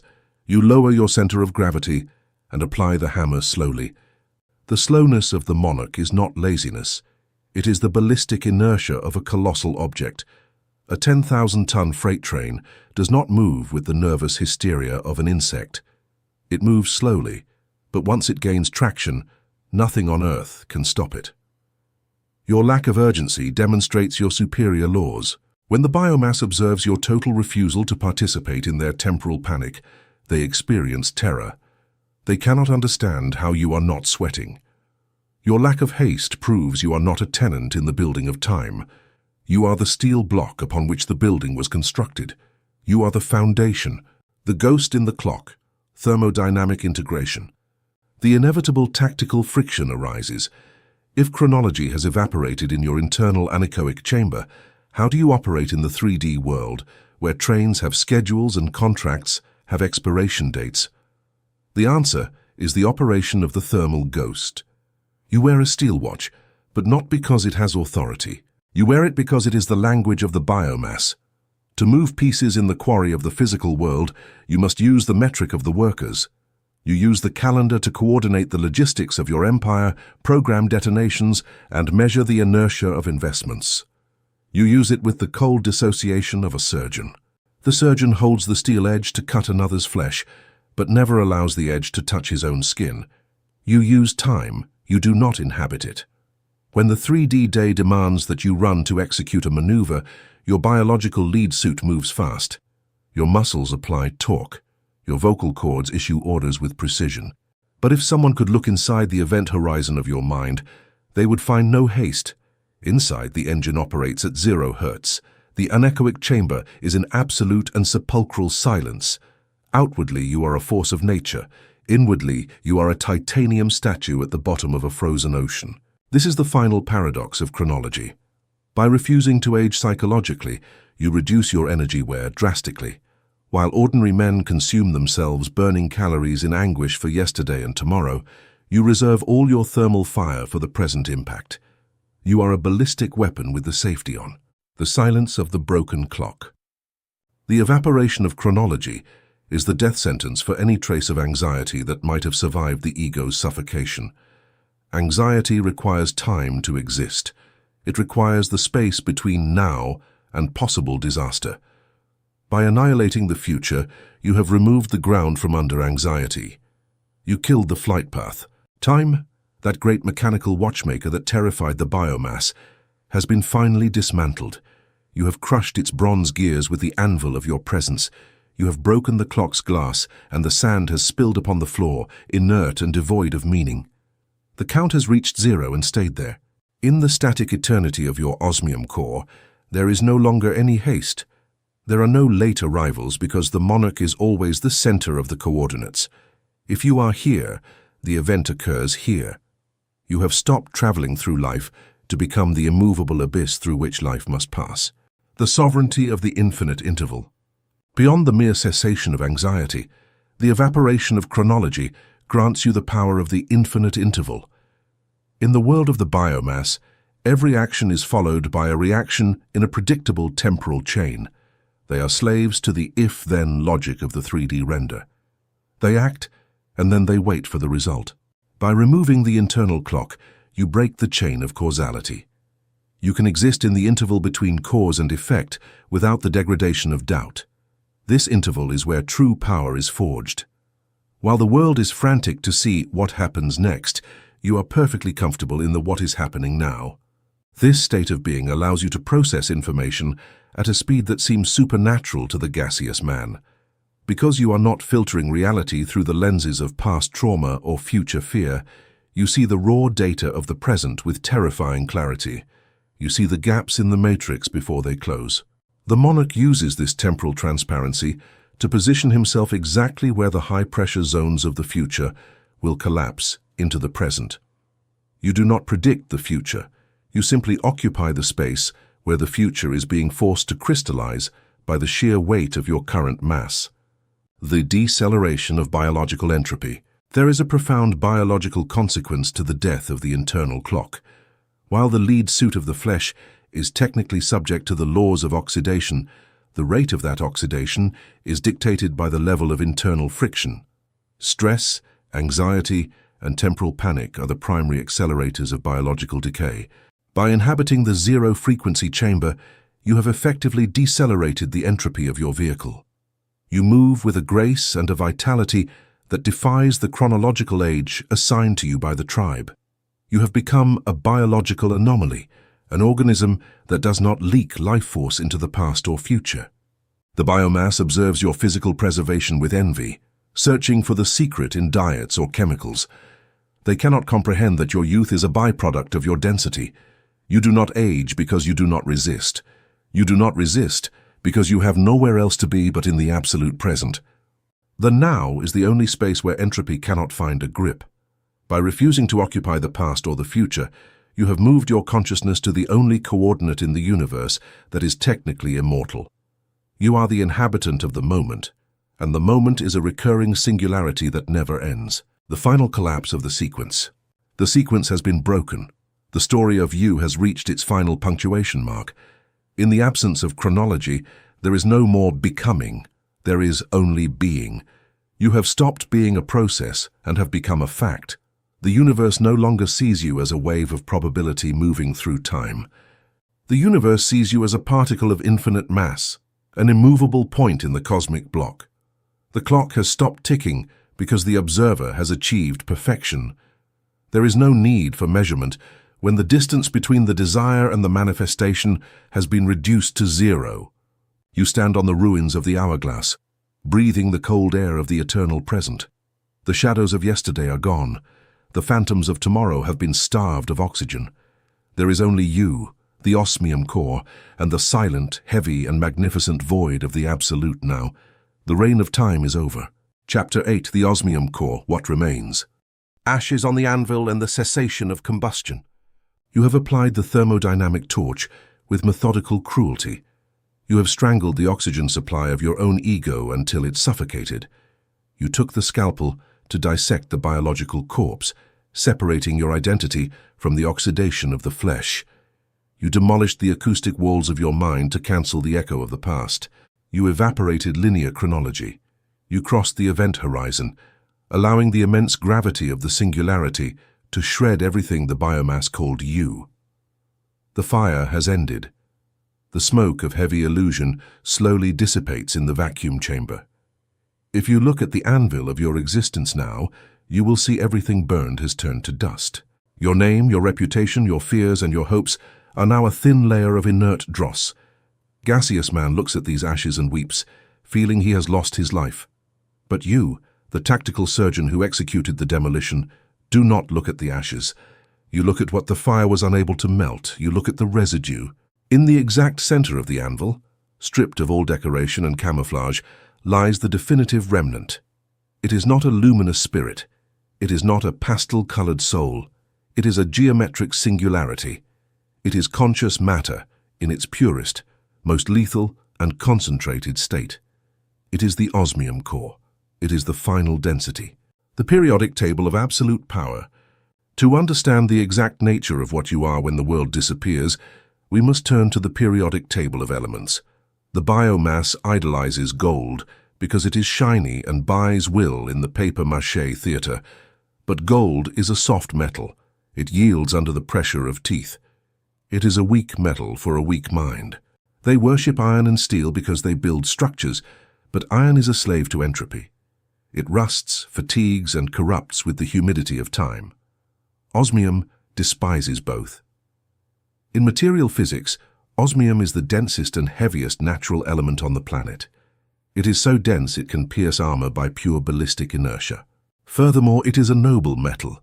Its resistance to oxidation and thermal friction is terrifying. It does not react easily with the environment. It simply exists, heavy, icy, and unalterable. Your naked consciousness operates under this same elemental architecture. You are no longer reactive, you are causative. When the false identity collapses, what remains of you does not need to interact with the environment to confirm its existence. The osmium core does not react to the acid of insults or melt before the heat of social praise. It is a mass of incalculable gravity that sustains itself. It has no defined form. It does not need to fit into the molds of human society. It emits no light because it does not seek to illuminate anyone else's path. It is, purely and exclusively, the center of gravity of the solar system of your own reality. You are the heavy anchor in a world of floating ghosts and fleeting gas. The engine at zero frequency, acoustics of the void. For decades, your internal combustion engine ran at extremely high revolutions. The friction of the ego generated a deafening noise, a frequency of constant need. You needed to be someone. You needed to avoid pain. You needed to win. All that noise was the acoustic proof of your structural weakness. The osmium core has no moving parts. Therefore, it generates no friction. Upon revealing pure conscious matter, you discover the state of zero frequency. The engine is not off, as that would imply the observer's death. The engine is running in a state of perfect quantum efficiency. It is silent.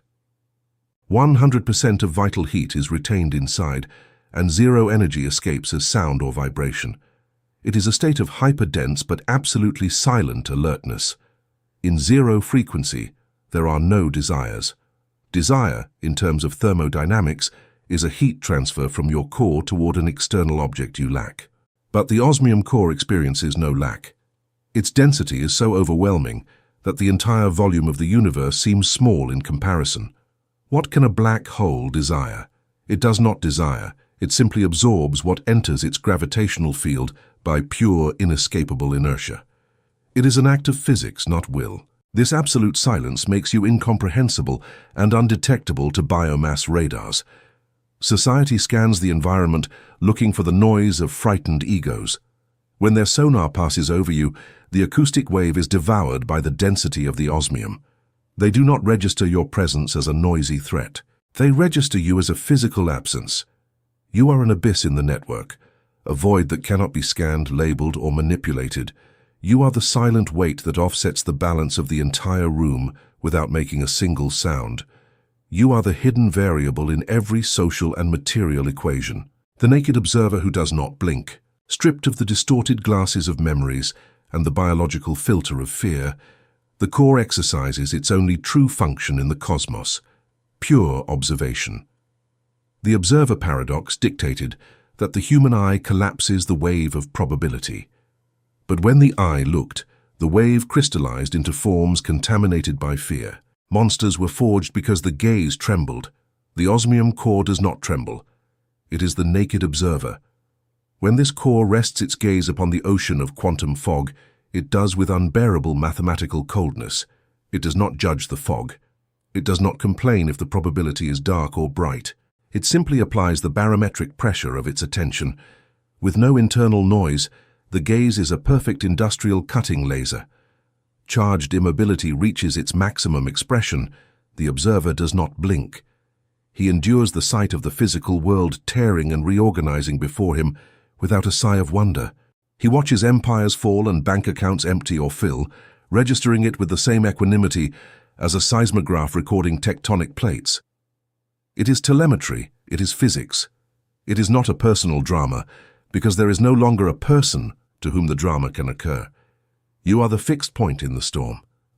The self-sufficiency of pure gravity. The final biological terror of the human seeker is absolute loneliness.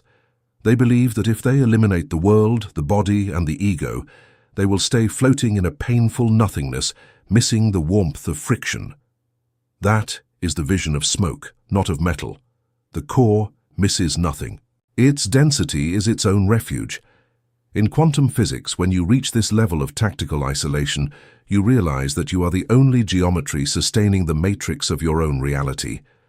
Gravitational self-sufficiency is not a psychological comfort, it is a thermodynamic fact. You are the source. You do not need the outside world to be kind, because the outside world is nothing more than three-dimensional space curving to accommodate your mass. If the environment is hostile, the osmium core is not altered. Its density crushes hostility. If the environment disappears, the core does not weep. It continues to weigh exactly the same in the middle of nothingness. You have found what remains, and it is indestructible.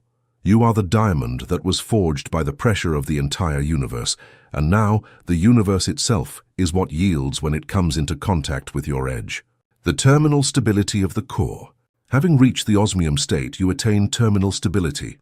In the world of the biomass, everything is a state of flux. People change their minds, their values, and their identities based on the shifting winds of social pressure. They are weather vanes in a hurricane of noise. You are the mountain. Terminal stability means that your internal pressure is higher than any external force.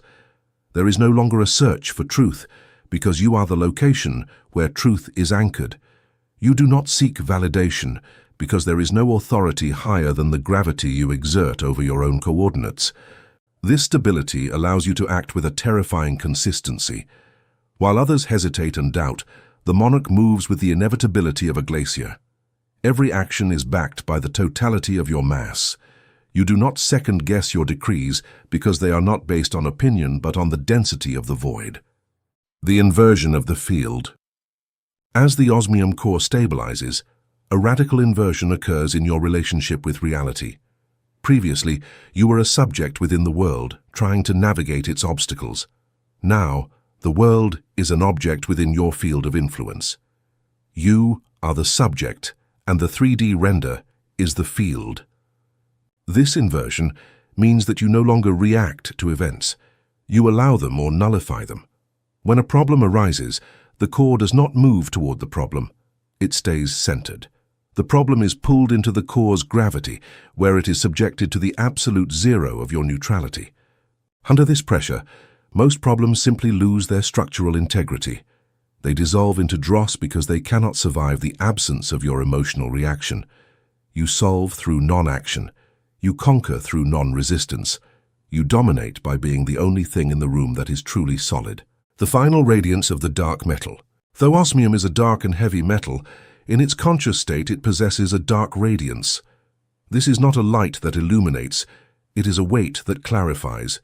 Your presence strips the masks off others. In your silence, the lies of the gaseous men begin to vibrate and break. You do not have to speak to expose the truth. Your density forces the truth out of the environment. People will feel an urge to be honest around you, or they will flee in terror, unable to bear the lack of friction. You have become a living filter, a catalyst for the crystallization of the real. This is the ultimate sovereignty. You are the king of the empty room. You have found the point of zero-point energy where all power resides. You are the observer at the center of the hurricane, the osmium core that remains when the theater burns to the ground. You are the end of the path and the origin of the law. Chapter 9. The Invulnerability of Nothingness. The Thermodynamics of Impact. In the science of ballistics and the resistance of materials, there is a non-negotiable law. For a destructive impact to occur, two objects with mass are required. If you fire a 100-kilogram artillery shell at supersonic speed, its destructive capacity depends entirely on finding a solid surface in its trajectory to crash against. If the shell hits a concrete wall, the friction between both masses releases a colossal kinetic energy that shatters the wall into 1,000 pieces. But what happens if you fire that same shell into the open sky, into the fathomless vacuum of space? The projectile destroys nothing. It travels through the void, dissipating its own energy. It dissipates until inertia exhausts it, and it falls by its own dead weight. The vacuum cannot be penetrated, wounded, or cracked, because the vacuum lacks a vulnerable geometry. Human biomass spends its entire existence trying to build concrete walls to protect itself from the projectiles of the three-dimensional world. They build thick walls of money, status, arrogance, and cynicism, hoping these defenses will cushion the blows of illness, economic ruin, abandonment, and betrayal. It is a thermodynamically stupid strategy. By building a wall, you are granting the adversary exactly what they need, a rebound surface. You are giving them a target. If the crisis hitting you has enough mass, your wall will eventually yield from material fatigue and crush you under its own rubble. The architect of the ultimate truth has abandoned the engineering of walls. By incinerating the ego and dissociating the flesh, you have executed the total demolition of your surface. With no eye to defend, you become the invulnerability of nothingness. When the 3D world fires at you point blank, the projectile passes through your coordinates without finding friction. They hit the air, and the adversary's sword, finding no flesh to cut, only serves to unbalance the one who wields it. The kinetic collapse of the adversary. To understand the terror this invulnerability causes the biomass, we must observe the anatomy of a social or emotional attack. When a gaseous person or a corporate structure decides to attack you, they do so by investing an immense amount of caloric energy. They feed their anger and sharpen their insults. They design extortion strategies and prepare for the clash. They expect you to react. They need your resistance. The physics of human combat dictates that the aggressor's strength is sustained by the defender's tension. If you oppose resistance, they have a thermodynamic support point to keep pushing. But you have crossed the event horizon. You are a perfect anechoic chamber. You are an abyss of icy neutrality. The aggressor throws their masterstroke, expecting to hear the roar of your ego breaking, and what they find is the absolute void. You do not blink, you do not alter your sub-bass breathing. You do not raise your voice to defend your honor, because honor is a papier-mâché illusion you already burned in the desert of ash. You observe the aggression with the aseptic gaze of a forensic scientist evaluating a corpse. In that millisecond, the aggressor's inertia turns against them. By throwing a punch with all their might against an object that offers no resistance, the aggressor loses their center of gravity. They are violently unbalanced. They trip over their own ballistic inertia and fall, suffocated by the immense ridicule of having spent all their fire on heating an ice cube at 0 Kelvin. You have not needed to move a single muscle to destroy your enemy. Their own entropy has annihilated them. The kinetic exhaustion of hitting nothingness is the most cruel and definitive punishment conscious matter imposes on the stridency of the world. You are the wall that isn't there. Immunity to the extortion of loss. The three-dimensional world governs men through a single tool of oppression, the extortion of loss. Society keeps you kneeling because it knows exactly where your walls are. They know you fear losing your money, your prestige, your partner, or your health. You are a prisoner of your own attachments. As long as you possess something you consider yours and fear losing, the physical universe has a steel lever inserted directly into your jaw. With a simple movement of that lever, they can make you cry, beg, work like a slave, or betray your principles. The invulnerability of nothingness rips that lever out. By sitting in the osmium core, you discover the asymmetry of the battlefield. You understand that everything around you, the bricks of your house, the figures in your bank account, is matter on loan. It is furniture in the papier-mâché theater.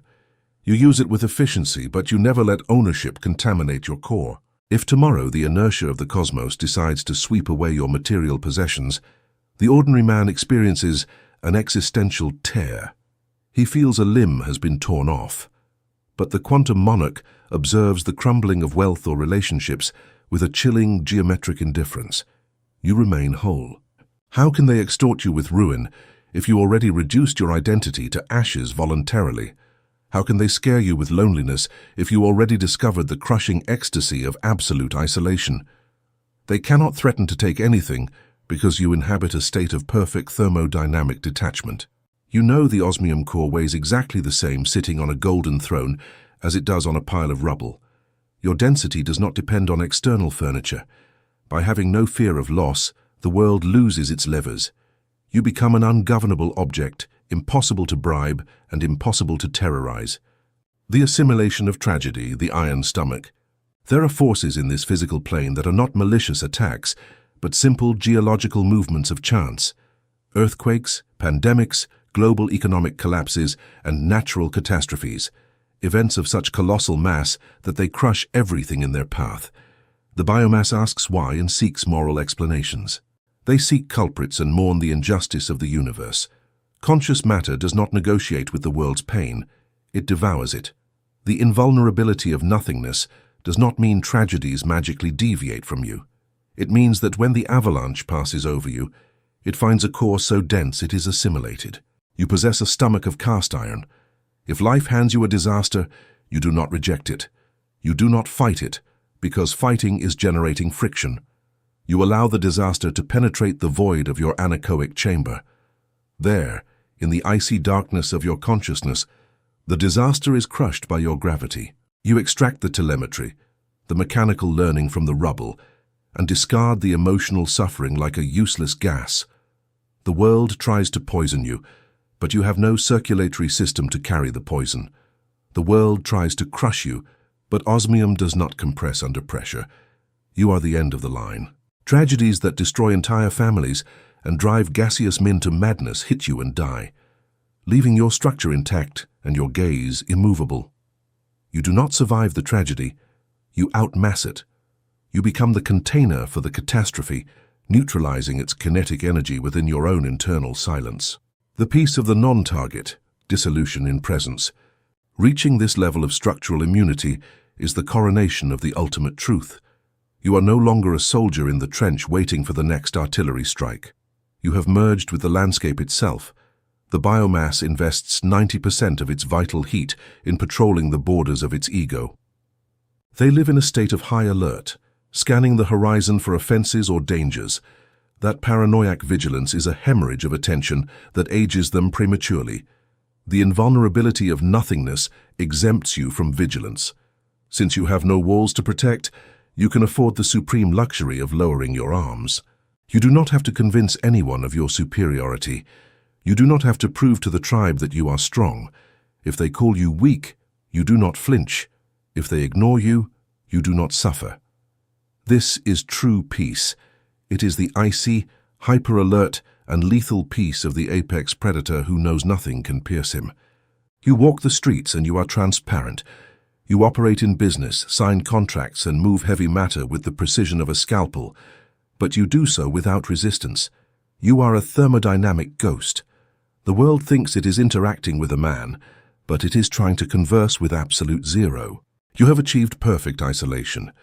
And now that you are invulnerable, not because you have a shield, but because the enemy's sword finds no geometry to strike, you are ready for the final maneuver. You are ready to reintegrate into society as an absolute architect, operating in the overwhelming silence of your inertia, the sovereignty of the ghost operator. By becoming nothing in the eyes of the system, you acquire the ultimate tactical freedom, the freedom of the ghost operator. Because you no longer provide a surface for social friction, you can move through the gears of power without being detected as a foreign body. You are the lubricant in the machine. When you enter a room, the biomass senses a weight, a shift in the barometric pressure, but they cannot find the handle to grasp your identity. You are an unmapped coordinate. This allows you to exert influence from the center of the void. You move the pieces on the board without leaving fingerprints. Your power is no longer based on the loudness of your presence, but on the depth of your absence. You do not fight for a seat at the table. You are the gravity that holds the table together. This is the hidden reign of the monarch. You govern by being the only constant in a world of variables. The alchemy of the neutral strike. Now that you are invulnerable, your actions take on a new quality, the neutral strike. When you act, you do not do so with the heat of emotion or the desperation of need. You act with the cold, mechanical inevitability of a physical law. Your strikes carry the full mass of your osmium core without the drag of doubt. This makes your actions impossible to counter. The world can defend against anger, greed, or ambition because those are gaseous states with predictable patterns. But the world has no defense against a move that comes from absolute zero. Your decisions manifest with the silence of a falling star. You use the 3D render as a laboratory. You test the resistance of the material world, pushing against the structures of the biomass to see where they are hollow. You do not do this for ego, but for the refinement of your own architecture. You are the master mason building a cathedral in the middle of a swamp, the final transcendence of the combat. The struggle has ended because the combatant has disappeared. You have reached the point where the concept of enemy is a mathematical error. An enemy requires a boundary to cross, and you have dissolved your boundaries. You are the space in which the enemy attempts to exist, and therefore you own him. You look at the world and see only raw material, potential energy and geometric patterns. The drama of the humans is merely the white noise of a low-density simulation. You are the high-density observer, the one who does not blink, the one who does not fear, the one who simply is. The journey through the chapters has brought you here, to the throne of the nothingness. You are the osmium core, the anechoic chamber, the event horizon, and the absolute zero. You are the monarch of the void. Your silence is now the loudest sound in the universe. Your presence is the only truth that remains. Chapter 10. Walking as the Thermal Ghost. The exile of cowards and the return to friction. Throughout the centuries, biomass has developed a deeply flawed and romantic concept of enlightenment, or absolute awakening. They believe that the individual who has destroyed their ego and discovered the truth must retreat to a mountaintop, wear rags, take vows of silence, and isolate themselves from the material world to avoid contamination. Heavy physics despises this flight. Isolating oneself in a cave is not a demonstration of power, it is a confession of structural fragility. If you need to flee from the noise of the three-dimensional world to maintain your peace, it means you still have rebound surfaces. It means the noise still affects you. It means the world can still heat you or cool you, and your anechoic chamber has cracks. The hermit flees because he fears the friction of society will reignite the engine of his ego. He is a thermodynamic coward. The operator of conscious matter, forged in the osmium core, does not flee from friction. He returns voluntarily to the exact center of the metropolis. He returns to the market, to the steel tables of boardrooms, to ruthless negotiations and the strident chaos of crowds. But he no longer returns as a prisoner of the scenery. He returns as an undetectable architect. You are the thermal ghost. The mechanics of the cinder board. To operate in human society without being reabsorbed by its illusory gravity, you must master the mechanics of the cinder board. Gaseous man plays the game of life, money, status, relationships, believing the pieces are solid gold. They sweat, bleed, and die to accumulate these pieces in the theater. They suffer heart attacks if they lose a position on the board, because their identity is fused with the plastic of the pawns. You, from your invulnerability, observe the same board with clinical coldness. You know there is no gold. You know the whole board is built with the cold cinder of human illusion. Does this mean you stop playing? Not at all. To stop playing is the tantrum of the weak nihilist.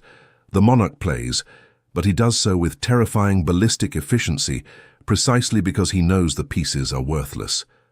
By having no emotional attachment to the result, your tactical vision becomes perfect. You move money, demand the profitability of your energy, and deploy strategies of domination with the surgical precision of a forensic scientist. If an investment is lost or an ally betrays the pact, your osmium core does not experience the slightest vibration. There is no panic. You simply recalculate. When you negotiate with an organism that believes the board is life itself, you have the absolute advantage. He is operating from the terror of losing. You are operating from the invulnerability of one who has nothing to lose.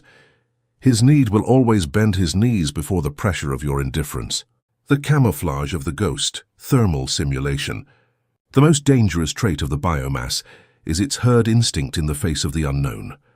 Ordinary man viscerally hates what he cannot understand. If you walk among them openly showing your anechoic chamber or your absolute void, their biological radar will panic. They will perceive you as a threat. They will see your absolute zero as a mortal threat to their gaseous existence, and they will join in a pack to attack or destroy you. The thermal ghost does not make this rookie tactical mistake. The ghost masters thermal simulation. To move without resistance, you must simulate the room's temperature. If social protocol requires a smile, the muscles of your face execute it with anatomical precision. If protocol requires a handshake and polite words, you deliver them without hesitation. You dress in the visual armor the situation requires. The weak man mistakes this for hypocrisy. You see it as camouflage. Hypocrisy occurs when you try to deceive the other to protect your own ego. You have no ego to protect. You act out courtesy and mechanical empathy purely to reduce friction in your trajectory. You are like a nuclear submarine in acoustic silence. You mimic the sound of whales so they don't launch depth charges. Outwardly, you appear to be a functional, kind, and successful member of society. You follow laws and respect the scenery's traffic lights. But inside, in the center of your chest, the engine operates at 0 hertz. Behind your cordial smile is the obsidian gaze. Your core remains on its throne. Ballistic execution, action without resistance. By stripping away the sterile morality of the world and the ties of your old identity, you enter the phase of ballistic action. Biomass suffers from decision friction. Before acting, they are paralyzed, thinking, what will they say?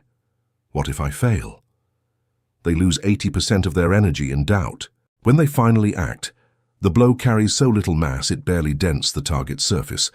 The thermal ghost does not doubt because doubt requires linear time, and you evaporated chronology long ago. When you decide a target must be reached, the action is executed without internal resistance. There is no I debating in the anechoic chamber.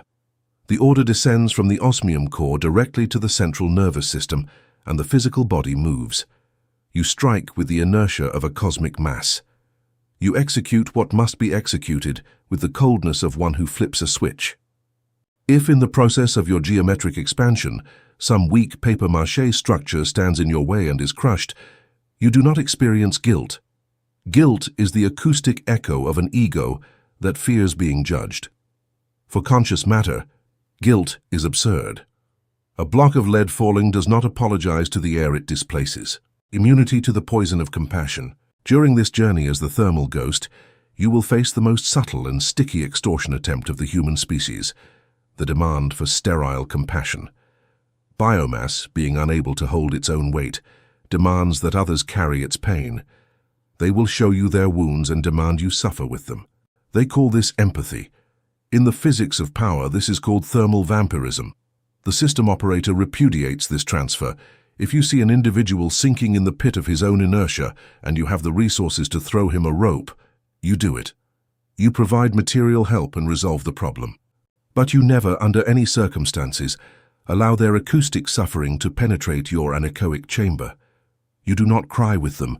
You do not agonize over their tragedy. You save the body, if viable, but you refuse to absorb the toxic gas of their mind. The monarch's mercy is the mercy of steel. It is cold, fast, and solves the problem at the root without involving an emotional hemorrhage.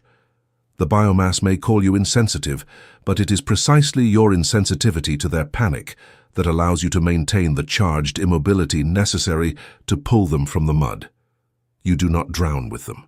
Accompanied solitude, the abyss in the market. Walking as the thermal ghost condemns and elevates you to a state of perpetual isolation, even when surrounded by thousands. You will experience accompanied solitude. You can sleep next to someone or preside over a table with dozens, and yet, in the depth of your consciousness, you are alone. For the man who still possesses an ego, this idea is terrifying. For the monarch, it is the coronation of sovereignty. You understand that the deep connection biomass seeks is just a biological myth to ensure survival. You have emancipated yourself.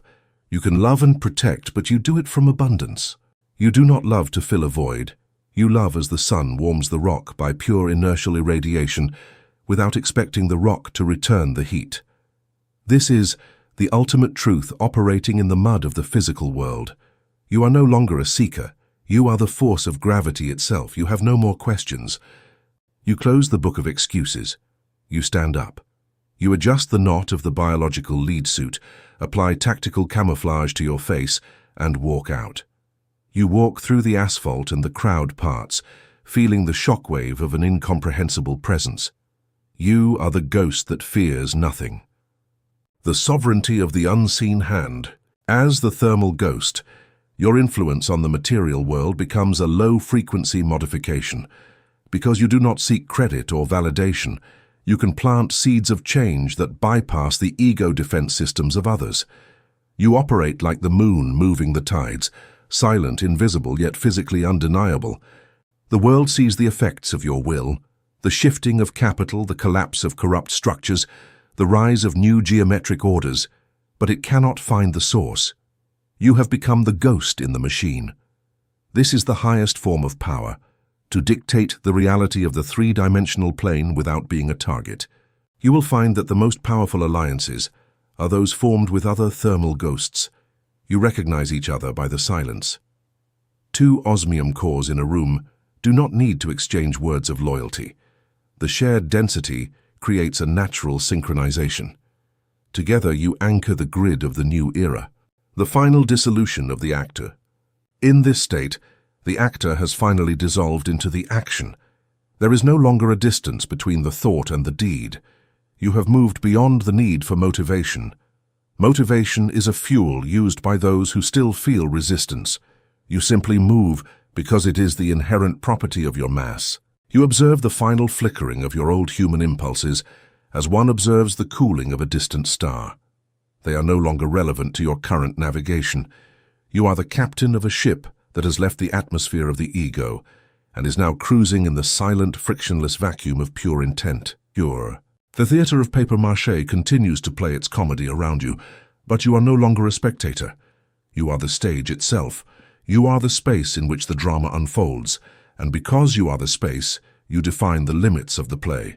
The theater is yours, though the actors do not know your name. The 0-point radiance. Though you are a ghost, you possess a 0-point radiance. This is a quality of being that acts as a beacon for those few who are ready to begin their own autopsy. Your presence is a catalyst. Simply by existing in your vicinity, the masks of the gaseous people begin to crack under the pressure of your silence. You do not teach. You infect the world with your density. You are the reminder that the void is not something to be feared, but the only solid ground available. Your journey is complete. You have transformed from a flickering candle into a black hole of conscious intent. The universe is now your laboratory. Go now. Walk through the noise, wear the mask, play the game, but never forget that the center of your chest is a vault of cold, heavy, and eternal osmium. You are the monarch of the void, and the world is finally yours to shape in the silence of your own indestructible presence. Conclusion. The last decree. This is the exact limit of typographic friction. The words that compose this book have consumed all their oxygen and are about to go out. Reaching this last page is not an achievement for your ego to be proud of. It is, on the contrary, the irrevocable signature of its thermal death sentence. If you have assimilated the thermodynamics of this work, you will know empirically that seeking one more chapter, one more concept, or additional comfort is an act of cowardice. It is the last, high-pitched shriek of a terrified biomass that refuses to let go of the rope at the edge of the abyss. The autopsy has concluded. You have suffocated the combustion engine of your false identity, denying it the air of social drama. You have dissected your biological lead suit, extirpating the terror of the oxidation of the flesh and the system blackout. You have evaporated linear time. You have demolished the asymmetric walls of your memory until your consciousness has become a perfect anechoic chamber, a geometric and sepulchral void where the echo of human suffering no longer has a surface to bounce against. You have crossed the event horizon. Your ancient humanity has been crushed by the immense gravity of the ultimate truth. What holds this book in its hands at this precise millisecond is no longer a person. It is a core of osmium and titanium. It is naked conscious matter, operating at zero frequency. Therefore, this is the last decree that the physics of power imposes on you before falling silent forever. Stop the search. Renounce with icy and absolute coldness the pathetic need to be enlightened, understood, or saved by the three-dimensional universe. There is nothing to save, because the static block of your gravity is in no danger. Accept the crushing weight of the nothingness that you are. Discover that this nothingness is not a pit of despair, but the supreme ballistic invulnerability of one who no longer offers geometry for the enemy's sword to strike. Abandon once and for all the market of half-truths, self-help groups, and papier-mâché comforts. You already possess the thermodynamic density necessary to bend the scenery of the material world. From now on, do not debate with ignorance. Do not wait for luck to rescue you. Do not justify yourself before hollow hierarchies. And above all, do not beg for the oxygen of the tribe. Stand up and walk toward the chaos of the metropolis transformed into the thermal ghost. Let society strike against your acoustic isolation and disintegrate. Close this book. Feel the charged immobility settling in the center of your chest. Lift your obsidian gaze and assume your indisputable position as the center of gravity of the cinderboard. Merge with the crushing silence of the cosmos. You are no longer a seeker trying to decipher the landscape. You have become the barometric force that forces the landscape to kneel.